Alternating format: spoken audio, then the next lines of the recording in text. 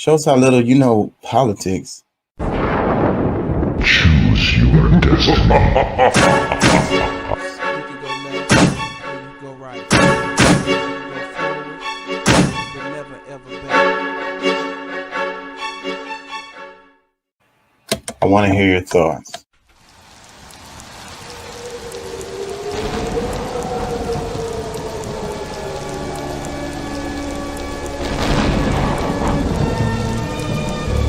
Good evening, my little one. I shall make you psychotic. Mommy, what does psychotic mean?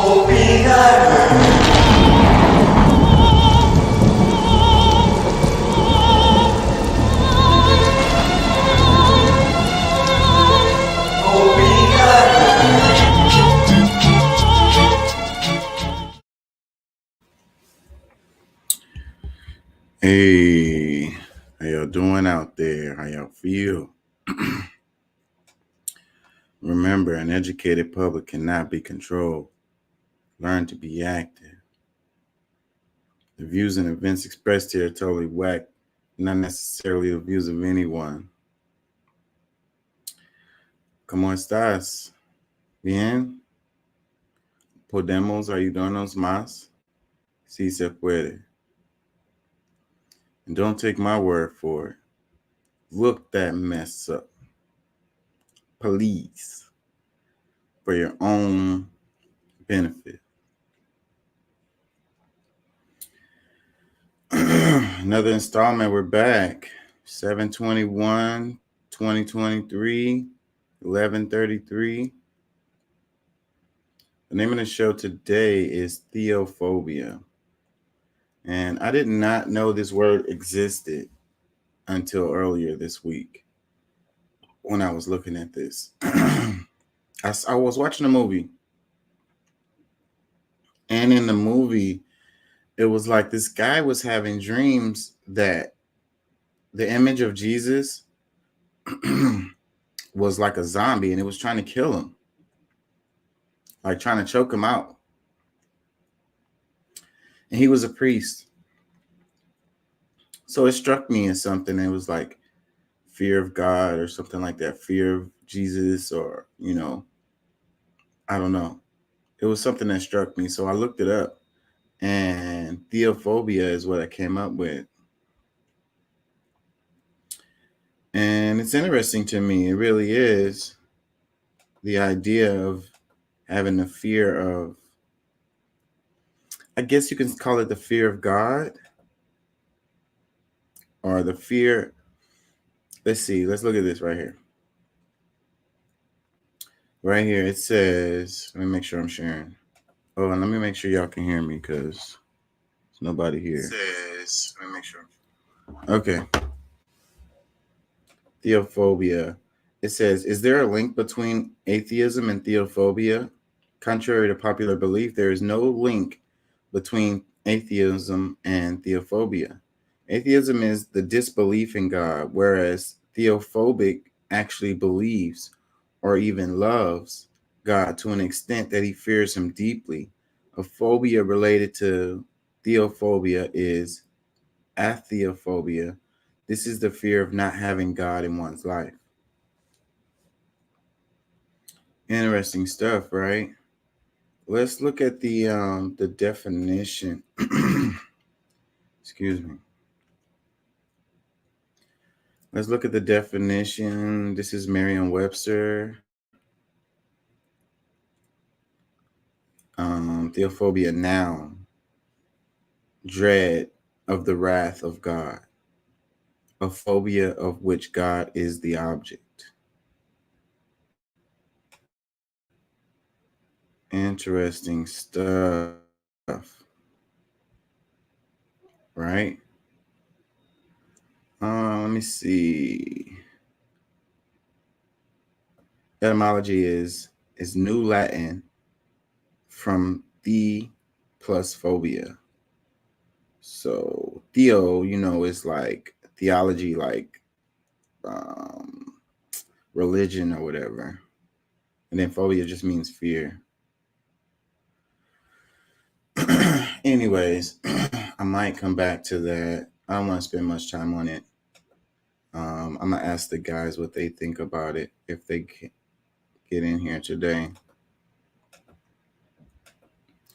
I kind of want to just get into it today.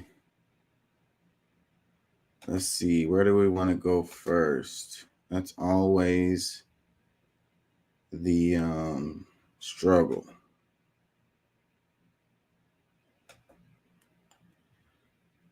Oh, I'd love to have Pat in here when I do that one.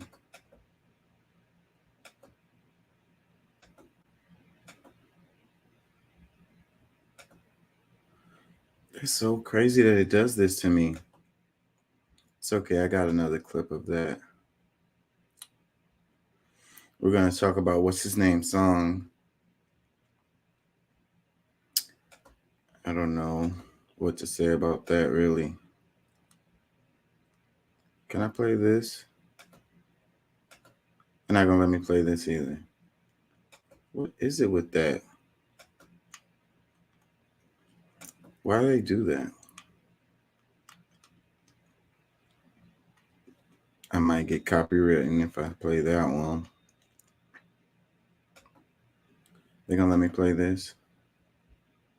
When the transphobia just comes out, the audacity and just the arrogance for cis women to believe that they own periods, that they own womanhood. You don't. Okay, you don't own periods, you don't own womanhood. You experience both, and both are different for every person. But as a cis woman, it doesn't belong to you, so you can't gatekeep it. Like, hello.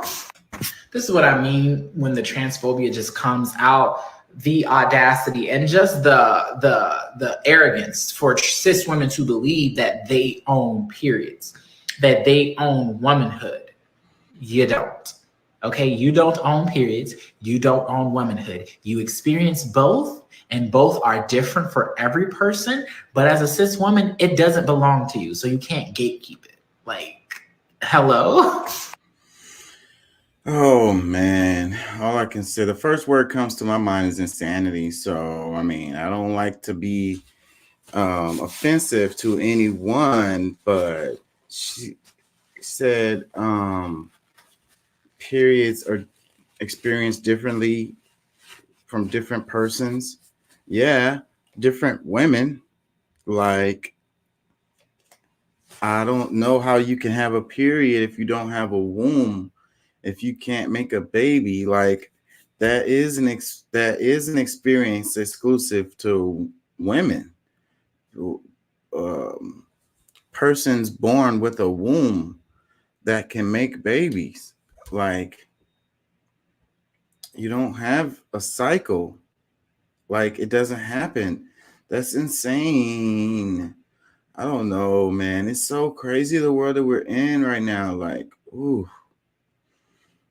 It says, comment, it says, damn, cis women can't have a damn thing. Not even something as annoying as a period. West India May posted this. It says, thoughts on this. A trans woman boldly says that the concept of womanhood and experiencing periods doesn't belong to biological women. First comment, it says, wow, the level of mental illness these days is scary. Another comment, it says, prime example of you give them an inch, they take a whole mile. Another comment, it says, what the F is a cis woman? I'm a fucking woman, period. He needs to prove he bleeds through his pom-pom before he runs his mouth. Another one, it says, enough already. This is going way too far. We don't experience periods. We have it when our hormones dictate that our bodies are ready to bear children, aka puberty. Barring any health conditions, of course, it is not something that is different for everybody. This does not make you transphobic when you say you will not have that, nor will you ever even have the likelihood of experiencing all the medical conditions that come with having uterus, uterine fibroids, endometriosis, uterine cancer, reproductive issues, spontaneous abortions, etc. We respect your choice to live as you see fit, and we ask you to respect womanhood. I'm saying, it says, please do not respond with any of your transphobic or anti-trans comments. I am neither. Like, respect goes both ways. I mean, like, you want to say it's transphobic to say that, that you can't have a period? Like, I don't think that's transphobic. I think that's just what things are, like how things work. Oh my God, how did we get here?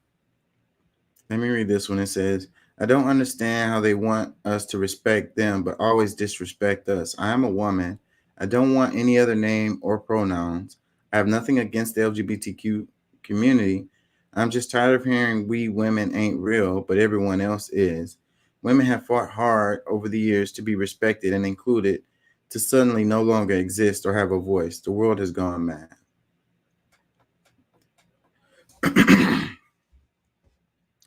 This comment, it says, sir, if you want the period, you can have it. We, the women, don't even want it. So, hello, you can have it, boo. Another comment, it says, I really hope technology and science gives them all that they want. I hope you're able to have painful periods that have you paralyzed, but you still have to go to work. I hope you experience the blood clot that comes out of you when you sneeze during your period. I hope you feel the embarrassment of having your period and it leaking through your clothes in public. I hope you experience the diarrhea you get during your period. I hope you feel the sharp knife stabbing pain of a fibroid and a cyst. I hope you experience the sexual harassment and them telling you you shouldn't be dressed like that. I hope, hold on, you experience someone rubbing, oh snap.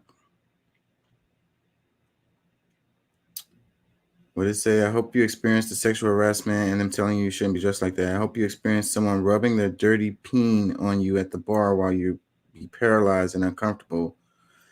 I hope you experience childbirth so that the doctors can ignore your wish and do whatever they want and threaten to take your baby if you don't comply. I hope you experience a C-section and hope that the doctor doesn't accidentally cut your intestines and now your fecal matter is poisoning you from the inside.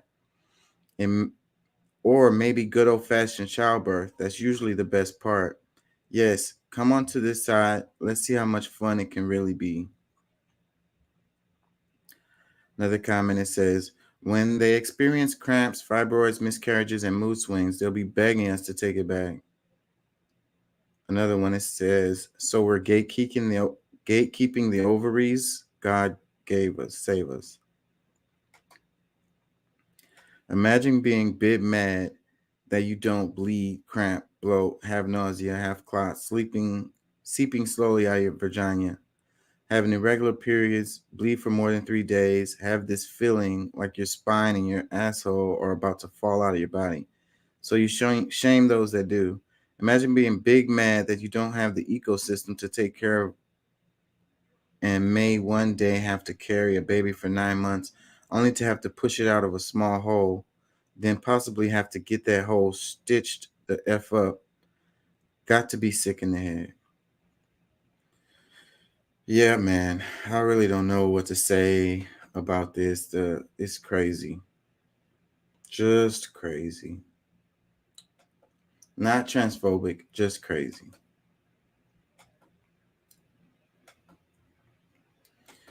So I guess this is kind of related. It says endometriosis, a painful and often overlooked disease, gets attention in new film. The film Below the Belt highlights patient stories and the push for new research for this chronic inflammatory disease, which often causes severe pain during menstruation. Endometriosis isn't just bad periods. Other common symptoms include migraines, painful intercourse, chronic fatigue, abdominal swelling, and pelvic pain throughout the cycle. The wide variety of symptoms can make it hard to diagnose. A doctor must perform surgery to make a definitive diagnosis.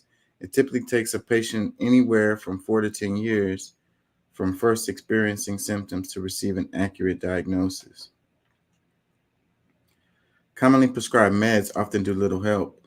It's important to understand that if a patient has endometriosis, Hormonal medications don't actually treat the disease.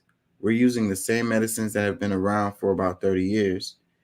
Iris Obrook, an endometriosis specialist who appears in the film, said, but the side effects are probably worse than the benefits that the women are receiving from the medicine. Patients interviewed for the film described side effects including brittle teeth, hot flashes, depression, and PMS on steroids, on crack, on cocaine, and every possible stimulant. A hysterectomy won't cure endometriosis, neither will pregnancy. One theory about the origin of endometriosis is that it's the result of retrograde menstruation, meaning that during menstruation, some of the shed uterine lining travels through the fallopian tubes and implants in places where it shouldn't be. People who ascribe to this theory think hysterectomy would help, but still, it's not a cure. But other surgeons like David Redwine, who also appeared in the film, point to evidence that endometriosis tissue actually appears during embryonic development, and so removing the uterus wouldn't affect that tissue that's been there since birth. Endometriosis is responsible for up to 50% of infertility. One of the film's subjects is Kyung Jong Miranda, a Brooklyn-based reflect her struggles with fertility and longing for motherhood. Joan says she was told in her early 20s that she'd never be able to conceive, but at 39, she and her husband are trying for a baby. Endometriosis can negatively impact fertility in several ways, including distorting the anatomy of the pelvis, causing scarring on the fallopian tubes and ovaries, changing the hormonal environment, and altering the functioning of the immune system. Surgery to remove endometriosis and fertility treatment may increase the likelihood of successful pregnancy. To get proper care, patients need to take their health into their own hands. Emily Hatch, the youngest of the film's subjects, and her mother, along with the Project Endo, the organization behind the film, worked with Senators Hatch and Senator Elizabeth Warren to get $9.2 million in funding from the Department of Defense allocated for endometriosis research in 2018. After Hatch's retirement in 2019, Senator Mitt Romney has worked alongside Warren to press for funding from the National Institutes of Health. The film's director, Shannon Cohen, said more research funding is sorely needed to address the disease's many unknowns. I hope that research can yield non-hormonal treatment options, Cohen said. Let me make sure y'all can hear me. So NPR posted this. It says, Below the Belt, The Last Health Taboo, a new documentary that follows 4 people on a years-long search for effective treatment for endometriosis. So I don't think we need to go into the whole thing. Yeah.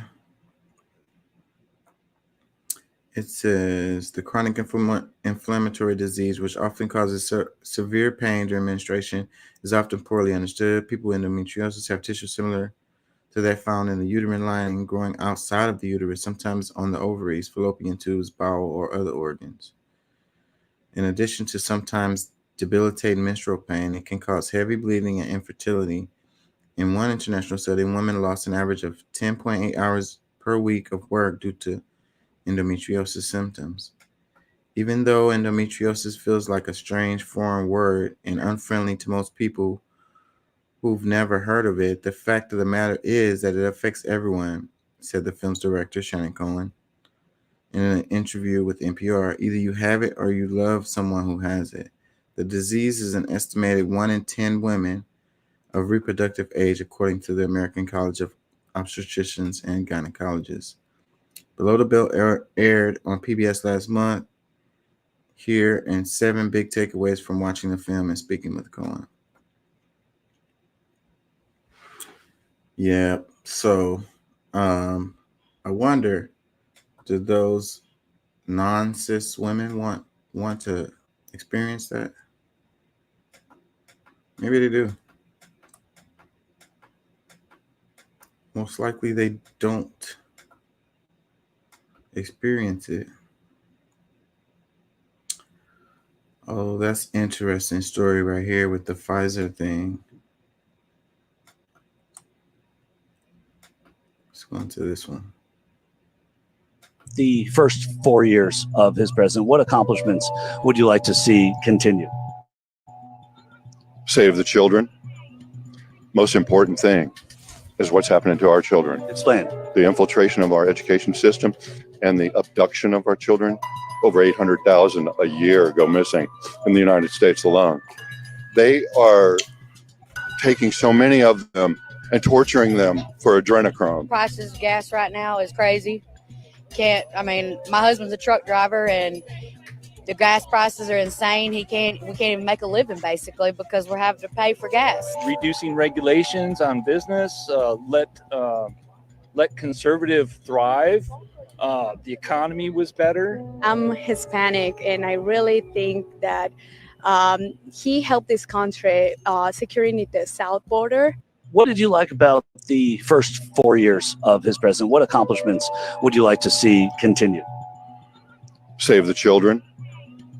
Most important thing is what's happening to our children. Explain. The infiltration of our education system and the abduction of our children.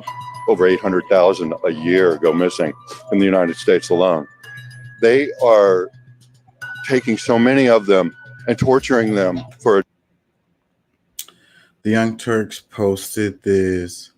Let's read some comments. The first one, it says 440,000 children are in foster system.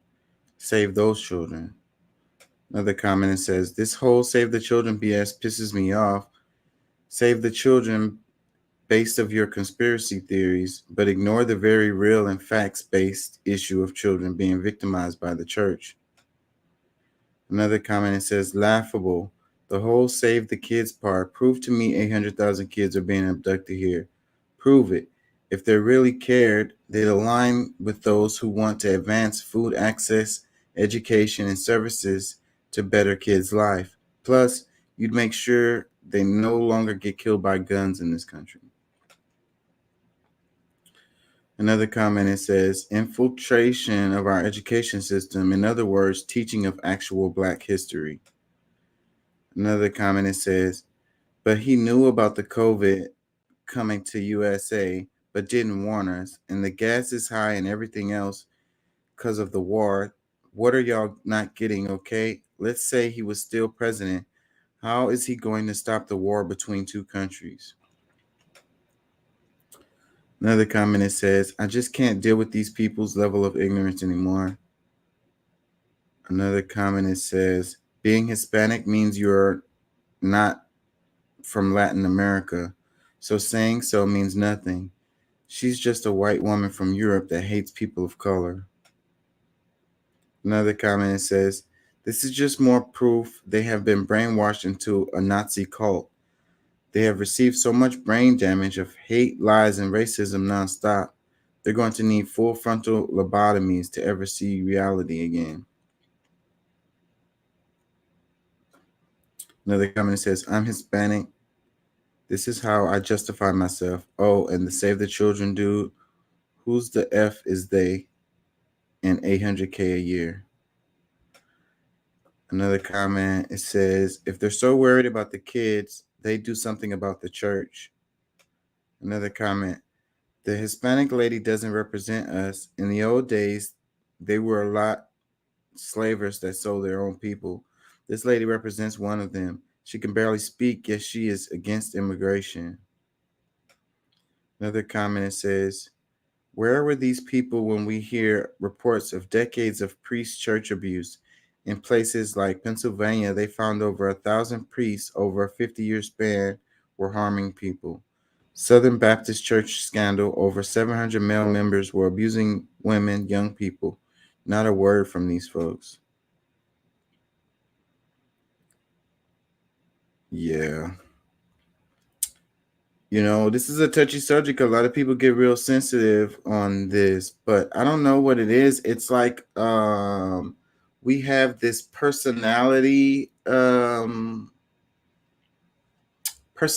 politics thing that we have going on where it doesn't even matter what that person does. It's like, you know, I'm for this guy. This is my guy or whatever. Like he can do whatever he wants good or bad, and you're still on his side, like, and you just ignore the stuff that he does that's bad and just only look at the stuff that you consider is good or whatever. I don't know. It's crazy. I think it's the result of the dumbing down of the society, the lack of education, that has happened over the years, and people are just not nearly as aware of things as they were at some point, or maybe it's always been this way. I don't know. What I can say for sure is that people are not aware of things, and then um, they let their emotions dictate, you know, things instead of using their intellect or knowledge or whatever. That's just how I feel. I think it's the lack of information. They don't take the time to actually look anything up either. This story right here is funny because I didn't cover this purposely. Like, this kept popping up and I thought about covering it, but it was something weird about the story, so I never covered it. So it says Hoover police reveal what Carly Russell told them led to her disappearance and what happened while she was gone. Are they going to play this? I can't play this. Seriously. That's so sad. Damn it, I really wanted to play this. So, Hooverville police revealed a statement given to them by Carly Russell upon her return home. She said she was kidnapped by a white man, eventually put in an 18-wheeler. She said at one point she escaped, but then got captured again. She said they forced her to remove her clothing, and she thinks they took photos. When asked if the alleged captors got sexual with her, she said she could not recall. So yeah, the story is coming out that it's like really just not true. It's like she made this whole thing up. And it was a huge story. Let's read some comments. It says, what in the Tubi? Another one that says, it's going to be really hard to retell this story to too many details. Another comment that says, where is the man on camera, ma'am? Where is the cameras on the highway? We see your car. No man, like, huh? Another comment says, man, she really had people out here praying for her while she kidnapped her own damn self. We got to be living in our last days. Another comment says, she described Bozo the Clown as her captive. She'd been watching the usual suspects, just making shit up based on what was in front of her. Another comment says, if she was lying, don't lock her up. Get her some real help. I don't really have much of an opinion on the matter, but I will say it's a very strange story. Yeah, I would say that this person does need some kind of like, because, this is another level of like attention seeking. It's like we are in the age of like attention freaking, I don't know, vampires, if you will, like people who do anything for attention. Like, so, but going this far, I think that you probably need some mental health help. Seriously.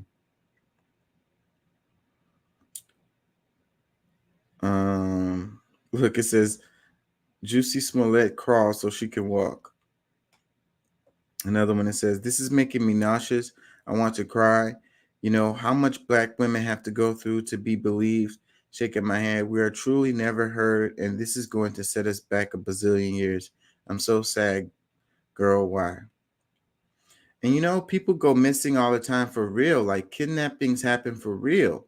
So when you have these boy who cried wolf stories like this, it makes it harder for people who are missing. Yeah, so she should get in trouble for this. I think I have this story on Twitter, but I'm not going to go to it right now. I'm going to go to Twitter later and see if I can come back to that. It is the most important predictor of health and well-being. You tell me your zip code, I can tell you how healthy you are. All zip codes are not created equal. Really? Yes. You can find zip codes that are adjacent to each other and have a life expectancy disparity of 10, 15 years, depending on what's in that neighborhood and what's not in that neighborhood. Right now, the zip code is the most important predictor of health and well-being. You tell me your zip code, I can tell you how healthy you are. All zip codes are not created equal. Really? Yes. You can find zip codes that are adjacent to each other and have a life expectancy disparity of 10, 15 years, depending on what's in that neighborhood. Yeah, man, I believe that's true. Your zip code matters a lot. It's kind of like when you get pulled over by the police and you pull out your ID, and then they look at your ID, they treat you different based on the freaking address that you have on there. It's like if you live in a house or if you live in an apartment, where your house is located, all of that stuff. But that's not what he's talking about. He's talking about your health. Let me read this. It says America is segregated and so is pollution. Race and class still matter and map closely with pollution and unequal protection and vulnerability. Today's zip code is still the most potent predictor of an individual's health and well being. Individuals who physically live on the wrong side of the tracks are subject to elevated environmental health threats and more than their fair share of preventable diseases. That's interesting stuff right there. Yeah, that's interesting stuff. I mean, what do y'all think? Do y'all think that it really matters? Do you think that it has an impact, like where you live has an impact on your health and your life expectancy, how long you're going to live? You know, you have steel mills or industrial plants, you know, and a lot of other factors, you know, income, because segregation is real, you know. But I would say that it's more along the lines of income than anything. So, like, which is racially segregated too, don't get me wrong. But what I'm saying is, um, these incomes. So, if you're looking at life expectancy, then I think income is going to have one of the greatest impacts on your life expectancy. You have the money to be able to go to the doctor and pay for health care and, you know, preventative medicine, you know, so forth and so on, you know. And when you don't have the money for that, then there goes, you know, lowering of your life expectancy. And also has to do with stress, you know, because when you're don't have much money, then you're stressed the hell out, and that makes your life shorter.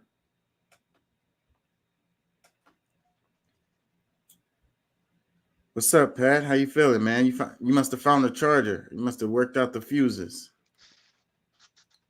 Man, I actually, well, I found a place to charge here in the truck, and it's like one of those old people that's like on the hidden of 12-volt spots.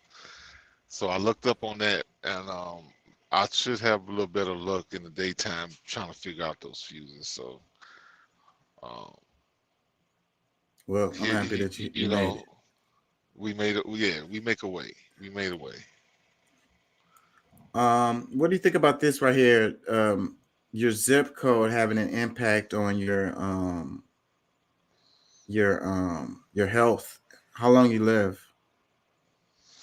Well, that's always been the case to some extent. I mean, shoot, your zip code, you people won't believe it, but I mean, even with your credit and all that kind of stuff, like the way that they pick, but like you've heard of redlining, right? Mm-hmm.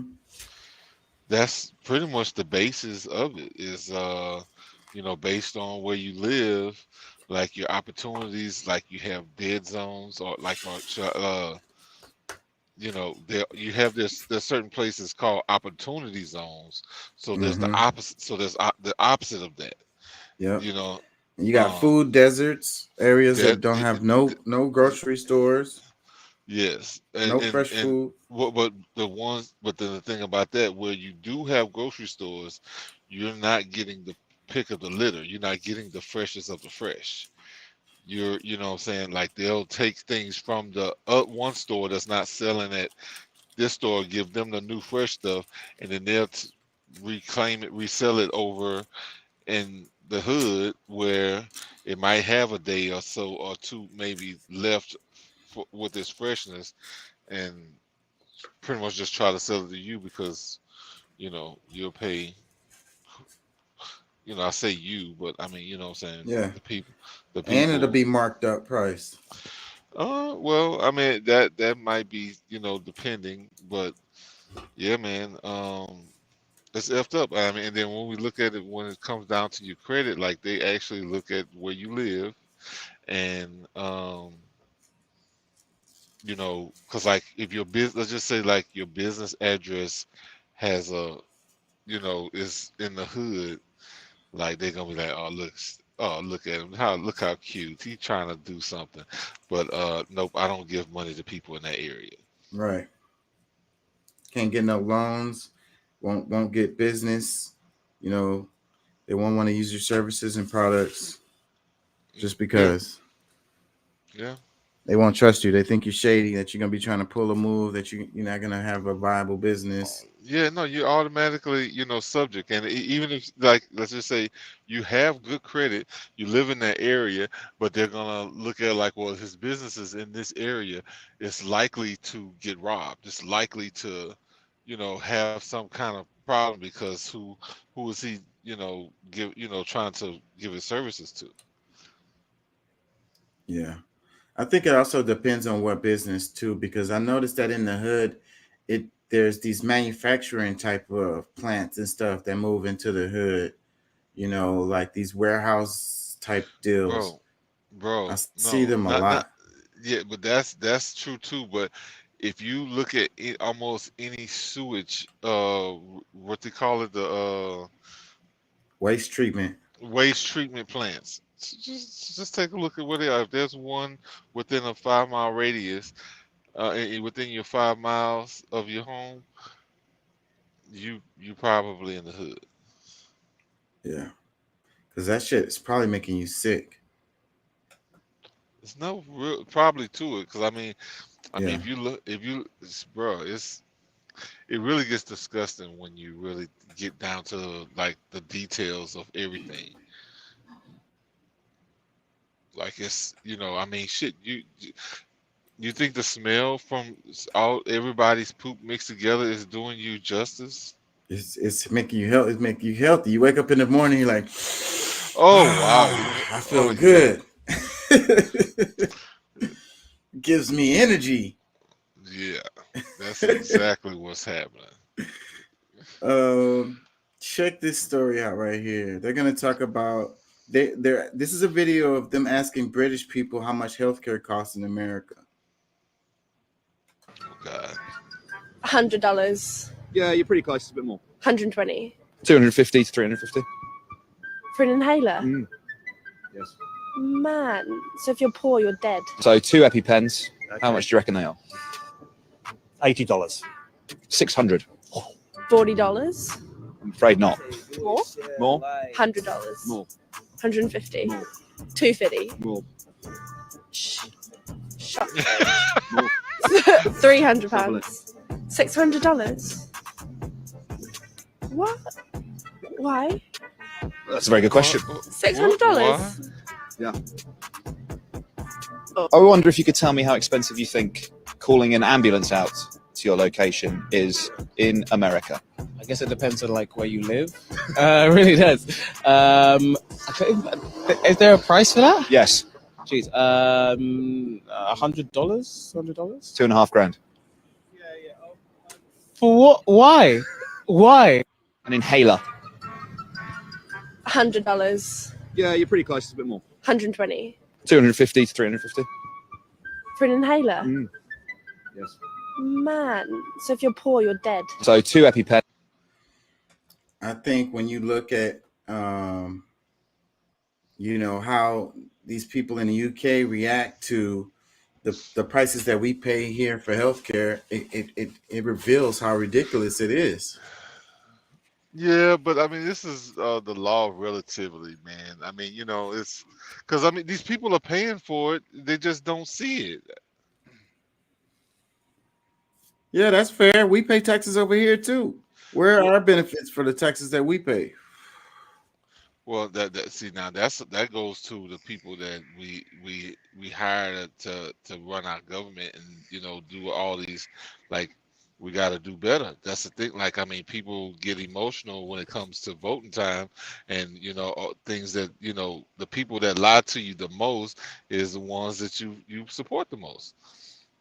I mean, Yeah, but when political system comes around, we start fucking we start talking about cultural stuff like, I don't know, transgender or people using the Well, restroom and shit uh, like that. well, exactly. But I Books in the mean, schools. but see, that makes it easier for them to lie to you because that's like it gets you emotionally invested in something that doesn't matter. Like, I mean, if you continue to be a free person, if you continue to have, available resources, like all the shit that they try to make us fuss and argue with each other about really doesn't matter because that's like, I mean, it's nuance. You know what I'm saying? Like, it's things that can go either way. But me, I'm not gonna stop you from doing the things that you really want because you have the freedom to do the shit you want anyway. You know what I'm saying? It just makes room to argue. That's all we've really been And doing that's all, with. and nothing gets done. Exactly. But that's what allows them to be able to say that we're incompetent and to give reason for us to change the dynamics of the country because we don't deserve to be free because we're too fucking stupid to self-govern. Mm. What's up, Deuce? How you feeling, man? You there? Shit, yeah, pretty good, man. Shit, I got woke up. The wife went out with her sister. Now she woke me up, come pick their ass up. But yeah, I'm uh, good. she dropping it like it's hot. I'm just kidding. No. I wouldn't give a fuck. That pillow was very nice. Oh I man. have a rule where hey, what I don't know is what I don't know. Now, when I find out, then we got problems, especially if it's some scandalous shit. Hey, I Can't hear you.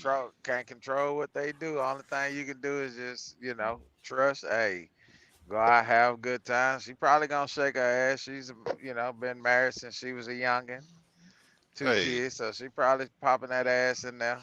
Hey, it is what it is.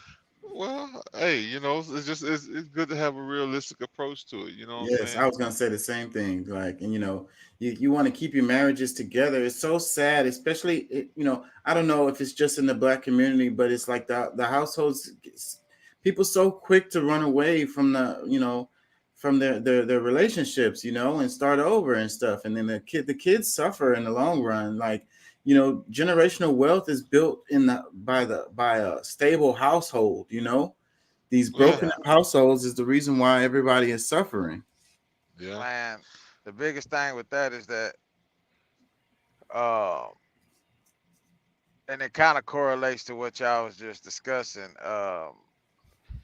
Zip codes. People, no, it just kind of correlates. I'm talking about relationship and marriage, being married, you know what I'm saying? And people are always, within themselves or in their feelings, bro. Like, people, sometimes you got to learn to live or be in a situation or a relationship and be unhappy. You're not going to always be happy. I feel like if you can learn to be unhappy and live with that significant other and still love that person and be loyal Yeah. to that person, while being unhappy, that just makes your relationship that much stronger, that much more better, you know what I'm saying? Because Well, we're not always happy, bro. Like, you know what I'm saying? Like, we're not always thriving off of 100%. It's not like I come home, I don't have a lot of times I'm drained from the week. Like I was telling Pat, I haven't been on the podcast because I'm up at 2 o'clock Monday through Friday, and I don't lay down till 7, 8 o'clock at night because when I stop driving, I gotta call and check on the wife and the kids, make sure they good, see how they day's been. You know what I'm saying? And like I've just, I've been it's physically draining, and then my job is, I'm out in the elements. I get paid well for it, but I'm out in the elements, so like I'm drained. But I just feel like that's what it's like, that correlation. Everybody is all about, well, what about me and my happiness and this and that. And it's like, say, man, oh, I want to find myself. It's like, bro, when you got wife and children or husband and children, you know what I'm saying? Like, that space and that time to find yourself it's not in those moments. It's after that shit happens. It's after your kids go on to be successful that and it makes it that much better. There's a gratitude in that, like, hey, I fought to set my kids off on a straight and narrow path. They're successful. They're thriving in life. Now I can go enjoy me, but everybody is all about, like, I'm just not happy with him, or I'm not happy with her. And it's like, say, bro, it's not her job in the fucking first place to ever make you happy. It's not his job to make you happy. Happiness, you have to have that within. Now I can add to that, but Hey, that to was say that I have to make you happy, like, nah, hey. you fucking As nuts. much as I agree with that, as much well, and I mean I still do agree with that. I mean I'm just saying, but that's the comment that I made to my wife before we got divorced. It ain't my job to make you happy, Mm-hmm. you Yeah, know. And then, and and that then, how just do you but define look at the happiness? but then, okay, so like we just said, it's not our jobs, right? So then, look at the correlation with what we're talking about and government entities. That's where we get fucked. That's how they know that we're stupid as fuck, is because we sit here and we vote Democratic or Republican based off of the speech, this good ass speech, this fucking finessing speech that this fucking human being has fucking gave you, and it's like, bro, at the end of the day, it's about us. It's about us invoking change in our community and our lives. You know what I'm saying? If you waiting on the Democratic Party or any government official, anybody that holds a fucking title W- and government to actually care about truly making a change, yeah, and something is really wrong, because Yeah, if you're we all solely, know at the end of the day that they don't control shit. They don't yeah. control nothing, bro. The powers that be controls this shit and runs this shit. Well, I They mean, well, let me say this because I think that the only thing missing from what you're saying is that if you solely vote for somebody because of the party, you're missing the point. And because there are people that live on both sides. I support one side a little more than the other, but there are people on the opposite side that probably would do better for the community, for us, regardless of what tag they're holding. So, like, what I'm saying, you really got to be adults. You got to stop being, start being, accountable for your decisions instead of just making the easy choice. Oh, well, I'm a demo independent, the Republican, and you know I'm just gonna vote for just go straight down the line. But no, you should have done some homework beforehand. Or these are the people. Okay, all right. Well, here's the Republicans I'm gonna vote for. These are the Democrats I'm gonna vote for. And you go in there and you make your decision. But just to go straight down the line, just because they belong to one party, you're screwing yourself, your neighbors, your family, your kids in their future, because that's just not a real way to do business. Period. That's business. So, Yeah. but Let me read some comments underneath this about the healthcare stuff. First comment, it says, but seems like way more people are also given so many prescriptions. Always seems to be on some kind of drug, like it's encouraged without really realizing you're part of big pharma's exploitation efforts. all of it. Another comment, it says, if you're sick and poor in America, you can choose freely between death and death because you cannot afford health care. Greatest and richest country in the world, better be reincarnated as a gun in the US than a kid in a poor family. You will be more protected and cared for. There's a reason why they're the richest. Um, Another comment, it says, guns cheaper than inhaler. Another comment, it says, I'm Italian. We have free health care. I don't know how people defend America's effed up system. Another comment, it says survival of the richest. And Ooh, I like another that. Another comment, it says, "Land of the free, terms and conditions and charges may apply." Pretty good one. Another comment, it says, "Shut the fridge" is my favorite. Another comment, it says, "Spending trillions on war outside their country, yet no budget for their people's What? health care." Okay, there we go. Because I mean, and look, look, we spending money for other people, and we supposed to have a war that they planning for, that we might not be ready for because we, you know, letting all of our resources fly out the window for really no payback. Mm. I'm reading another one. It says, "Americans defending this are clowns."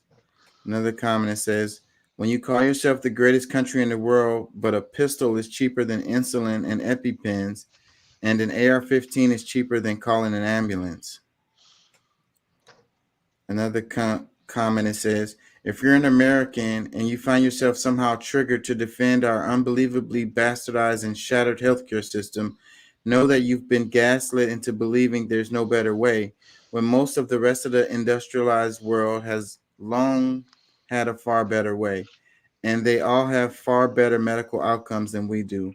Better maternal and neonatal survival rates too, for you pro-life cats and kittens." Couple more comments. It says, "If we truly are the best country in the world, why are other countries shocked that we have to pay for medical care?" Another comment, it says, "Cannot die because of cost of the coffin." Wow. Another comment, it says, "I don't get why everyone is making fun of us. How else are we supposed to be able to afford invading foreign nations?" Couple more. It says, Really? "Had to take an ambulance ride when I was 13, 3,500. My mom and dad had to go to court for it a while later, and my dad asked if he could just go to jail to have the bill dropped." Another comment, "As an American, half of us have been brainwashed into thinking that they'll have to pay more taxes in order to for free healthcare. The real solution is to tax the billionaires more because they have more money that then can be spent." Tax them more, maybe tax them any. Like Yeah, they're they find all the reason in the world why they can go dodging it. tax. Yeah. Let me read one more comment on this. It says, "In my country, New Zealand, prescription drugs are free, yes, free, because we are liberal and care. Care, a word Americans don't understand. I had a free lung transplant. I got free specialist care. I take 11 drugs twice a day, every day for life. My meds include induced diabetes drugs are free. Yes, free. Oh, yes, we don't have school shootings. Cops don't shoot people at traffic stops. And we don't have Trump. That's the best part. No Trump." Sound like somebody mind controls. It's just like Um, I think because I mean honestly because I mean because we do live in somewhat of a free society. It's what's supposed to be free, and the way that these other countries live, um, I really feel that they don't realize. I mean, yeah, they are paying, but they also have, they're also paying for the what they do get, but they're also under a lot more control. And it seems like people who prefer that, yeah, they scream for it all day, every day. But if they actually had to live through some of those things, I mean, shit, look, they're actually rioting like all the time over there in these countries that we're talking about. They're not happy about their situations because they don't have a sense of what real freedom is. So um, I think that of course, there's more things that we could do, better ways to handle certain things with our because things should be definitely way cheaper. I think that if it wasn't such a back and forth on how it should be handled, because if we're going to pay for insurance and be able to get things done, it has to be competitive. But if we have already have chosen who the winners are going to be, it's really no competition out there. You know what I'm saying? Who the government is going to support, who they're not going to support, this, that, and the third. So I think that's where we have to get the balance. Either we're going to be, a republic, or we're going to be some suckers, just like the rest of the world. Let's cover this one because this is let me just play some of it, and I want y'all comments because this is perfect for y'all. Check it out. Okay, across the street, we have a delivery truck carrying food to offices, construction sites all around. Sheetrock, where'd it come from? On a truck. Nothing moves without us. Many owner-operators now are homeless. They cannot afford to have a home. This is my home. I live with my truck, whether I stay in a hotel or I sleep sitting up in the driver's seat. This is my home. Why? I work 12 to 14 plus hours a day, but I don't earn enough. This is Billy Randall. He's been a long-haul trucker for over 30 years. We're working on a new series now about jobs in America that used to be stable and middle class and are all but gone. One of the most dramatic shifts from good job to bad job is in the trucking industry. Trucking used to be one of the most coveted blue-collar jobs in America. The average trucker made $110,000 a year. That's enough to raise a family and have a home. Now many of them, like Billy, are barely making minimum wage. We're tired of being the back of the economy because our backs are broken. We're going to unpack exactly what happened through the stories of two truckers that are struggling. One who's been a driver for decades and one who's trying to make a life for himself in the industry.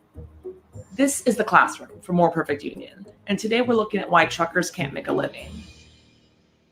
All hours work, all hours pay. I met Billy at a rally in DC with the Truckers Movement for Justice. Billy's a little bit of a wild man. He's currently trying to lead strikes in the coal mines of West Virginia and the oil fields of Texas, and I think he might pull it off. Billy has a vision that truckers would be organized again after 40 years of not having power. Let's go back a little bit. This might be what you think of when you think of a trucker. An outlaw, a guy on the road with nothing to lose. But in reality, a lot of them lived pretty regular lives and went home to their families every night. It was a hard, dirty job, but it was a good job. The truckers I met in Washington all had the same complaints. A breakdown, honestly, it'll put me out of bed. I don't want to lose my company. I don't want to lose my trucks. I don't want to lose my home. The pay is low. The cost of doing business is high. Let's get back to Billy. Like 350,000 other drivers in America, Billy is an owner-operator, meaning he owns his own truck. It also means he's responsible for the overhead, repairs, insurance, maintenance. And if something goes wrong, it can cost him. Today, the truck broke down. A very minor repair, but nonetheless, it created a problem with the delivery. I've got, not to publicize this, $1,200 to my name. Truckers like to say, if you bought it, a truck brought it. Truckers take great pride in that work, but that work can often be pretty tough for them. This is Steve Vaselli, a former truck driver who's been studying the industry for over a decade. Steve says one of the main causes of wage decreases was deregulation. Before the 1930s, trucking was unregulated and stuck in boom and bust cycles. The economy would be strong and things would be moving in trucks. And then suddenly there would be a downturn and truckers were out of work. Trucking is so crucial to the economy that in 1935, the federal government started heavily regulating the industry by setting shipping prices and limits on how many trucks could be on the road. The federal government essentially set the rates for trucks. If you were going to move steel from Youngstown to New York, you would go to something called the Interstate Commerce Commission, and you would say to them, hey, my costs to move this steel are $1 a mile. And the Interstate Commerce Commission would say, well, okay, then you can charge $1.06 per mile to your customers, whether it's U.S. Steel or a mom and pop machine shop that needs to move it. Freight was moved from terminal to terminal, where local deliveries would combine smaller loads together and send them to the next terminal through long-haul truckers.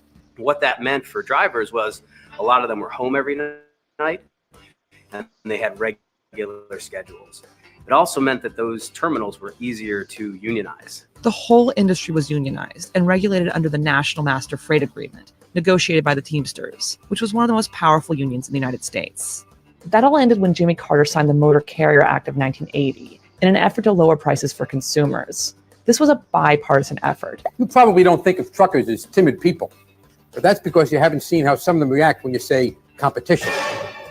Republicans, Democrats, and industry were all involved. And in a way, deregulation worked. Prices went down for consumers and rates went down for shippers. And it opened up competition so that the larger stores, think Walmart, Kmart, Costco, could haggle for lower prices.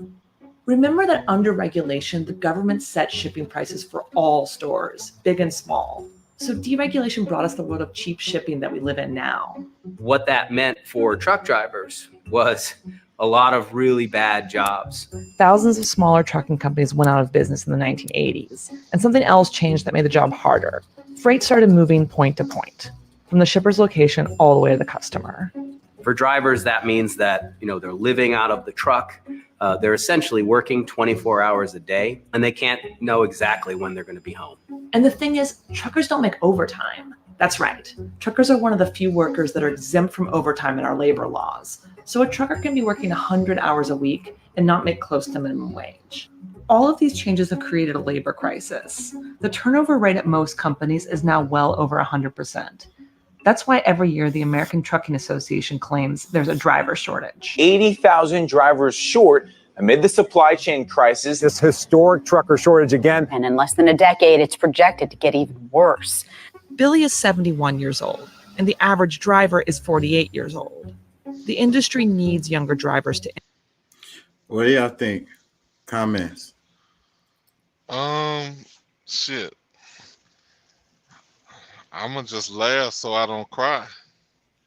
Cause shit, this is shit, my life. You know what I'm saying? I've done pretty good. I mean, honestly, if I must say, I've had a decent career, even though I haven't been out here as long as some other drivers. I'm 11 years in this past April. But I'm hanging my keys up. I'm selling my truck this week because it's not worth my time anymore. It just not doing it. You know what I'm saying? I own a truck, and for me to be in the position I'm in, I'm supposed to make more, but just from like the last 2 years, I've been on a steady decline. So far this year, I'm in halfway through the year, and I'm only grossed about 52,000. But other years I've doubled that by this time. You know what I'm saying? Like I'm usually pulling in about between 230 and 240 a year. But that's also my expenses. Since fuel, repairs, maintenance, everything goes into that number I gave. So otherwise, it would be pretty good living if it wasn't that. So like you said, high costs, but it's also like the rates are horrible. Like when I'm running loads that's that we under contract with, I can kind of do a little, it's like a little easier to deal with. But if I'm on the low boards with everybody else, it's pretty much really below minimum wage. So but yeah, man, like I said, I have been somewhat smart with the few dollars that I did make, so I put myself in a position to start some other businesses that I'm gonna kind of roll myself into, which aren't really making the money yet, but at least I'll have more time to put into them, Yeah. Well, another thing that people aren't paying attention to, which I know pretty well about, Pat, is you're running out of good mechanics. A good diesel mechanic is getting harder and harder to find. Phew. Tell me about it. Look, I'm right here. I'm here now trying to make it on this one little charger left in the truck where there's this 1, 2, 3, 4, 5. It's like 6 of them in this truck, and I only got one that's working now. And I've asked, tried to get people to help me with the, you know, you know, getting the fuse stuff right. I bought 2 different inverters that's supposed to connect right to the battery where I can plug in whatever kind of thing. Like, they are not working. Like, and then not to say, just other crap with the truck. So like, yeah, that's, you know, and then the So company yeah, that the company I'm leased to has a mechanic shop, and you're supposed to get special treatment because you're working through the same company, but it still gets kind of, it's, I ain't gonna lie, my truck has run pretty good over the last, I'm gonna say 6 months or so, but it's but still, as a trucker, if it's been running great for 6 months, you just know that a big one's coming. well, that's Because that's in that's 6 months, 2 or 3 little things is no big deal. But man, if you go a long time without it, that's a sign that that the big repair is coming. Oh yeah, I mean, and eventually, because I mean, like I said, I mean that's something that you usually kind of looking and worrying about, and when you see some of the bills after you're done, you get anxiety behind it, because shit, if I show you some of the receipts that I've had, like within like $15,000 here, $7,000 there, like I mean, whatever money you make, it's get ready to spend it. Mm. Well, let me ask you this in the big picture. How much do you think this is related to people wanting their stuff overnight?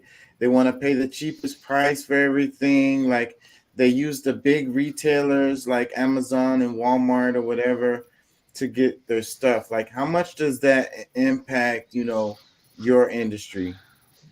Well, I'm not into that, because I mean, I do pick up things one day and drop it the next, but I'm not doing any home delivery, so not necessarily my field. But if you think about, like, because you're looking at UPS and USPS and FedEx and DHL, things like that, Amazon, you know what I'm saying? Like those companies, if they're in the position, because I mean they have warehouses all across the country where they might, depending on where you are, yeah, that overnight really isn't as a big a deal as you might think. But that's why there's certain, they wait till after you've chosen. Everything is not available like that. So just depending on if they can do a search and say, oh yeah, there's one at the fulfillment center, 30 minutes from them. Yeah, we can have that to them in about 5 hours. Or, Yeah, but in the As long video they as long as mentioned you're not as long as you're not near New York. in the video it mentioned how before the truckers could go home every day because you had these like distribution centers or whatever.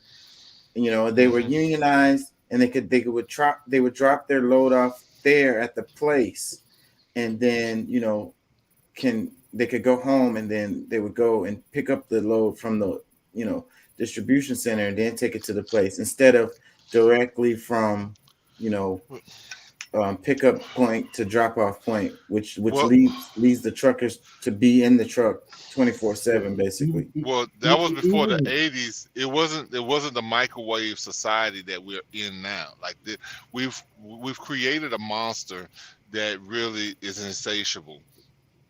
And to keep offering all of these newer, faster things is actually killing everyone, instead of just, okay, you know what, it takes 4 days, it takes 7 days to get certain things, if it's not the things that's stocked at your you know your every at your wherever stores that you would want to pick it up from.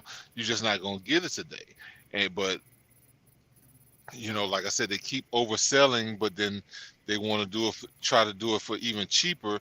But that's also, but it's by design. I mean, if you don't realize, like for them to be able to pay a 80,000 pound truck $2 a mile, in some cases $1.25. Like I know some people that's even trying to get away with paying 86 cents a mile for a load that's going halfway across the country, or from one region into another. Let's just say in a day's time you can move a good 600 to 700 miles. So that would be $700-800 maybe, maybe up to $1,000 for you to move some product. And now we're talking about a full, let's just say 40,000 pounds of product that they probably own it for.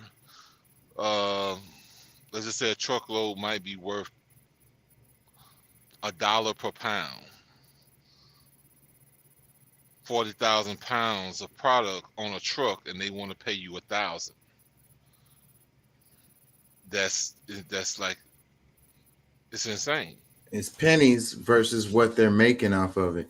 And then, like I say, the customers, us as the consumers wanting to pay such really, really low prices for stuff, like ridiculous, like getting overnight shipping for free and shit like that is If they paid us a penny a pound, let's see, what would that be? For 40,000 pounds, that's still what? 4,000. Yeah. They still would make hand over foot, but they would still make 36,000. 30. No, that's yeah. the cost. That's the cost. That's not the profit. Yeah. They're gonna make way more than that. You know what I'm saying? But they don't want to pay even the you know what I'm saying, the fair would be somewhat fair, because 1,000 miles for $4,000 should be a fair rate, especially during times like this with the the rates, with the inflation at the level it is. But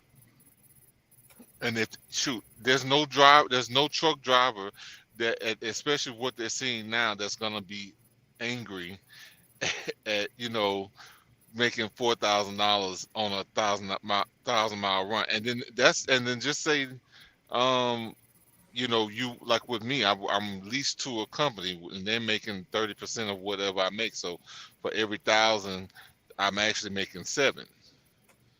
They making 300. So just for being the middleman in getting that load, not even doing no work.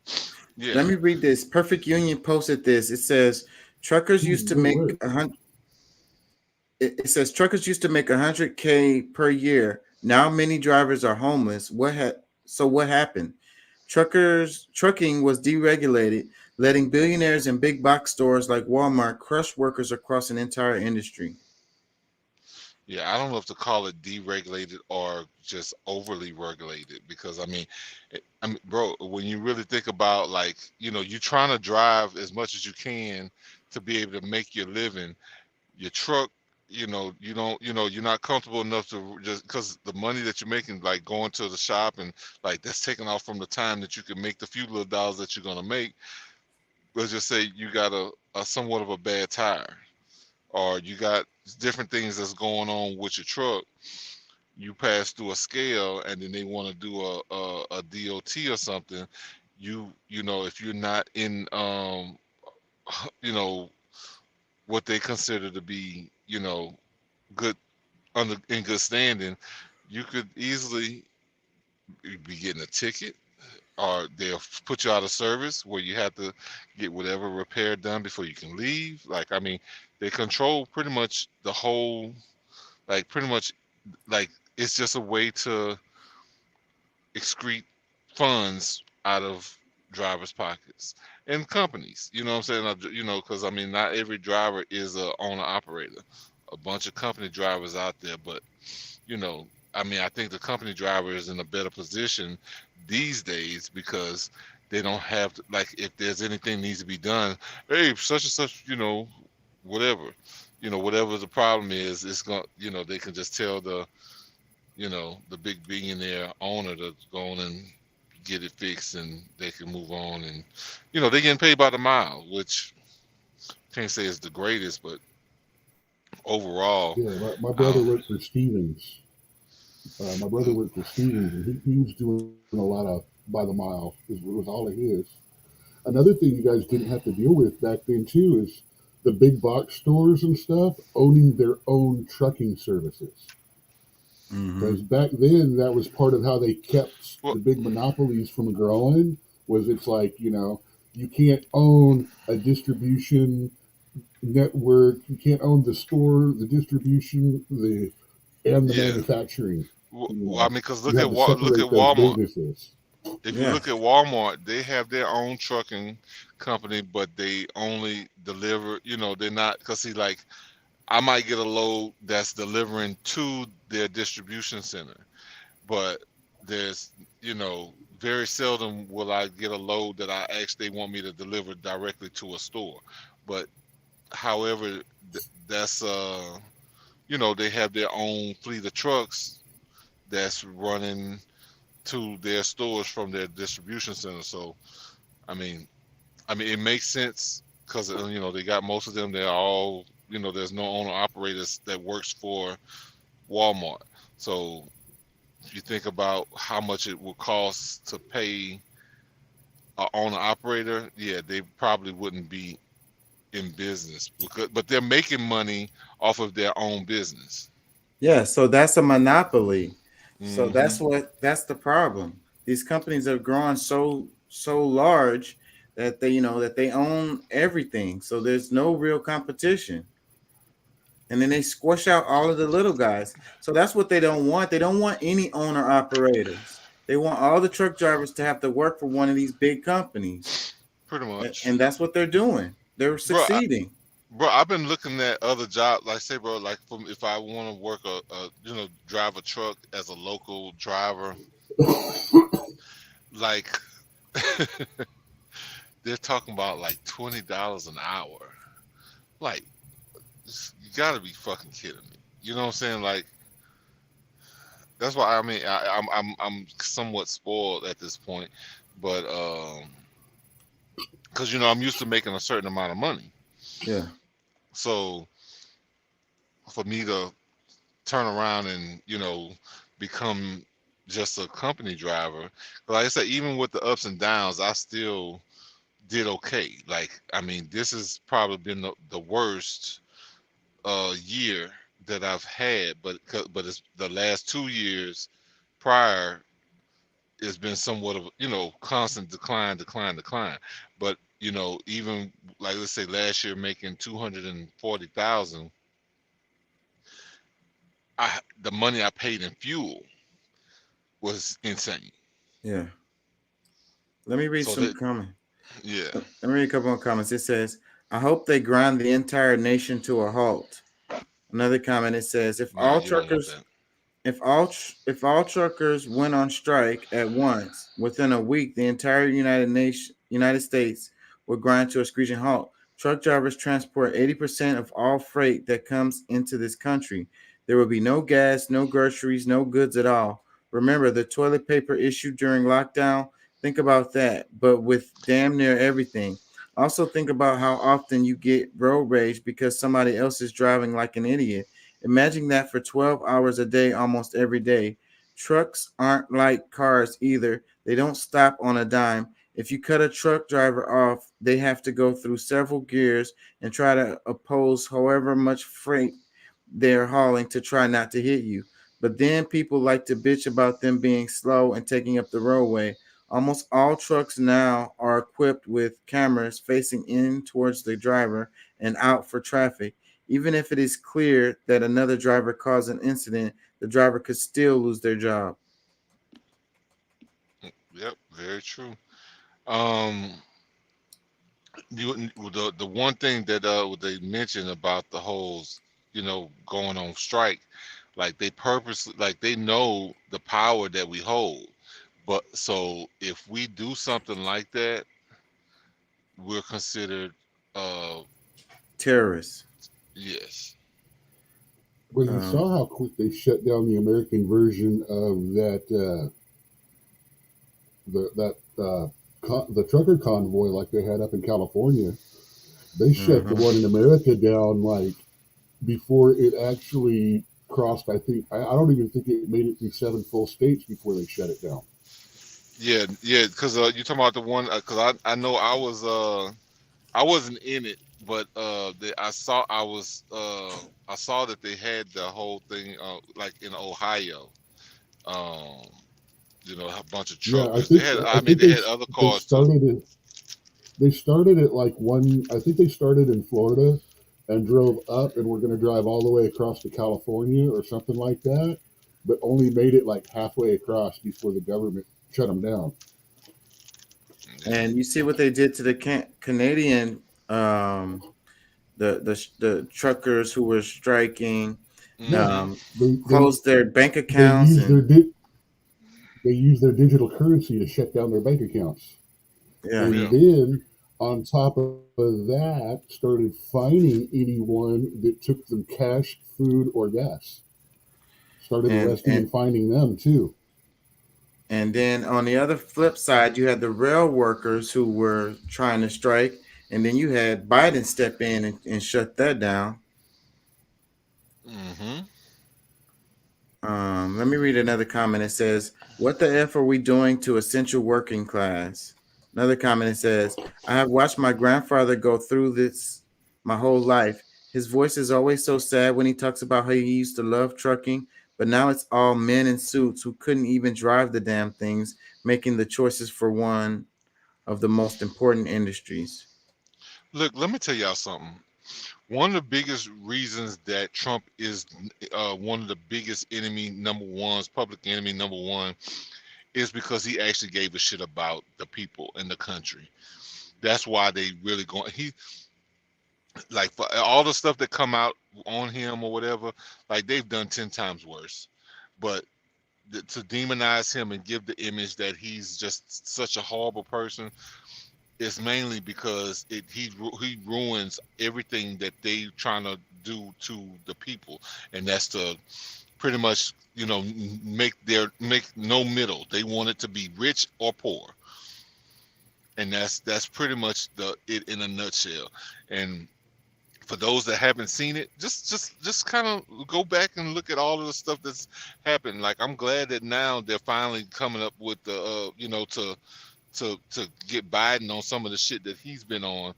But if there wasn't a majority on the Republican side, like the FBI would probably still be, if the FBI wasn't getting looked at like, okay, you're irrelevant, like you don't really serve, you're not being fair to this country, you're partisan, then I think that some of the things would stay hidden about them. But I that's just my take on that whole thing. Y'all need to see for yourself, but like really, there's nothing that Trump did that none of these other ones aren't already doing.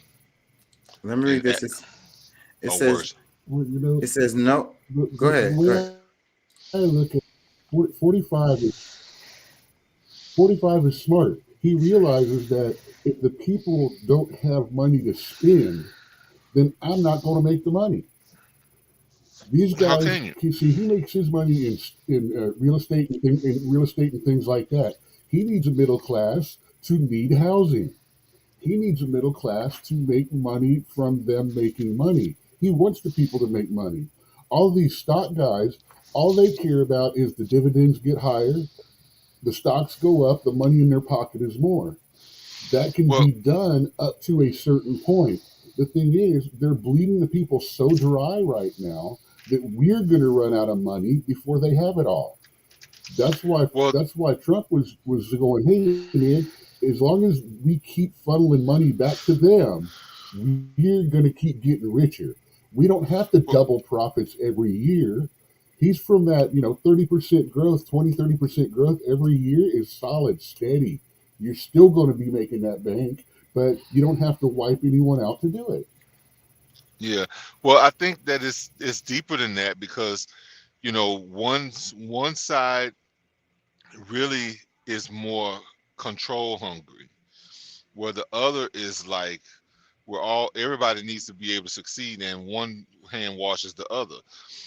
But, some people just want, both hands to wash each other and really still end up dirty. Like it's they don't care if the little guy grows because it's really just all about them and we're supposed to be here to serve them. That's their mindset. And if you look at the ideology of the people who's really at the top, who's in power, the quote unquote Jews, yeah, I said it. The Jews believe that we're all goyim, like we're trash, like we're here to serve them.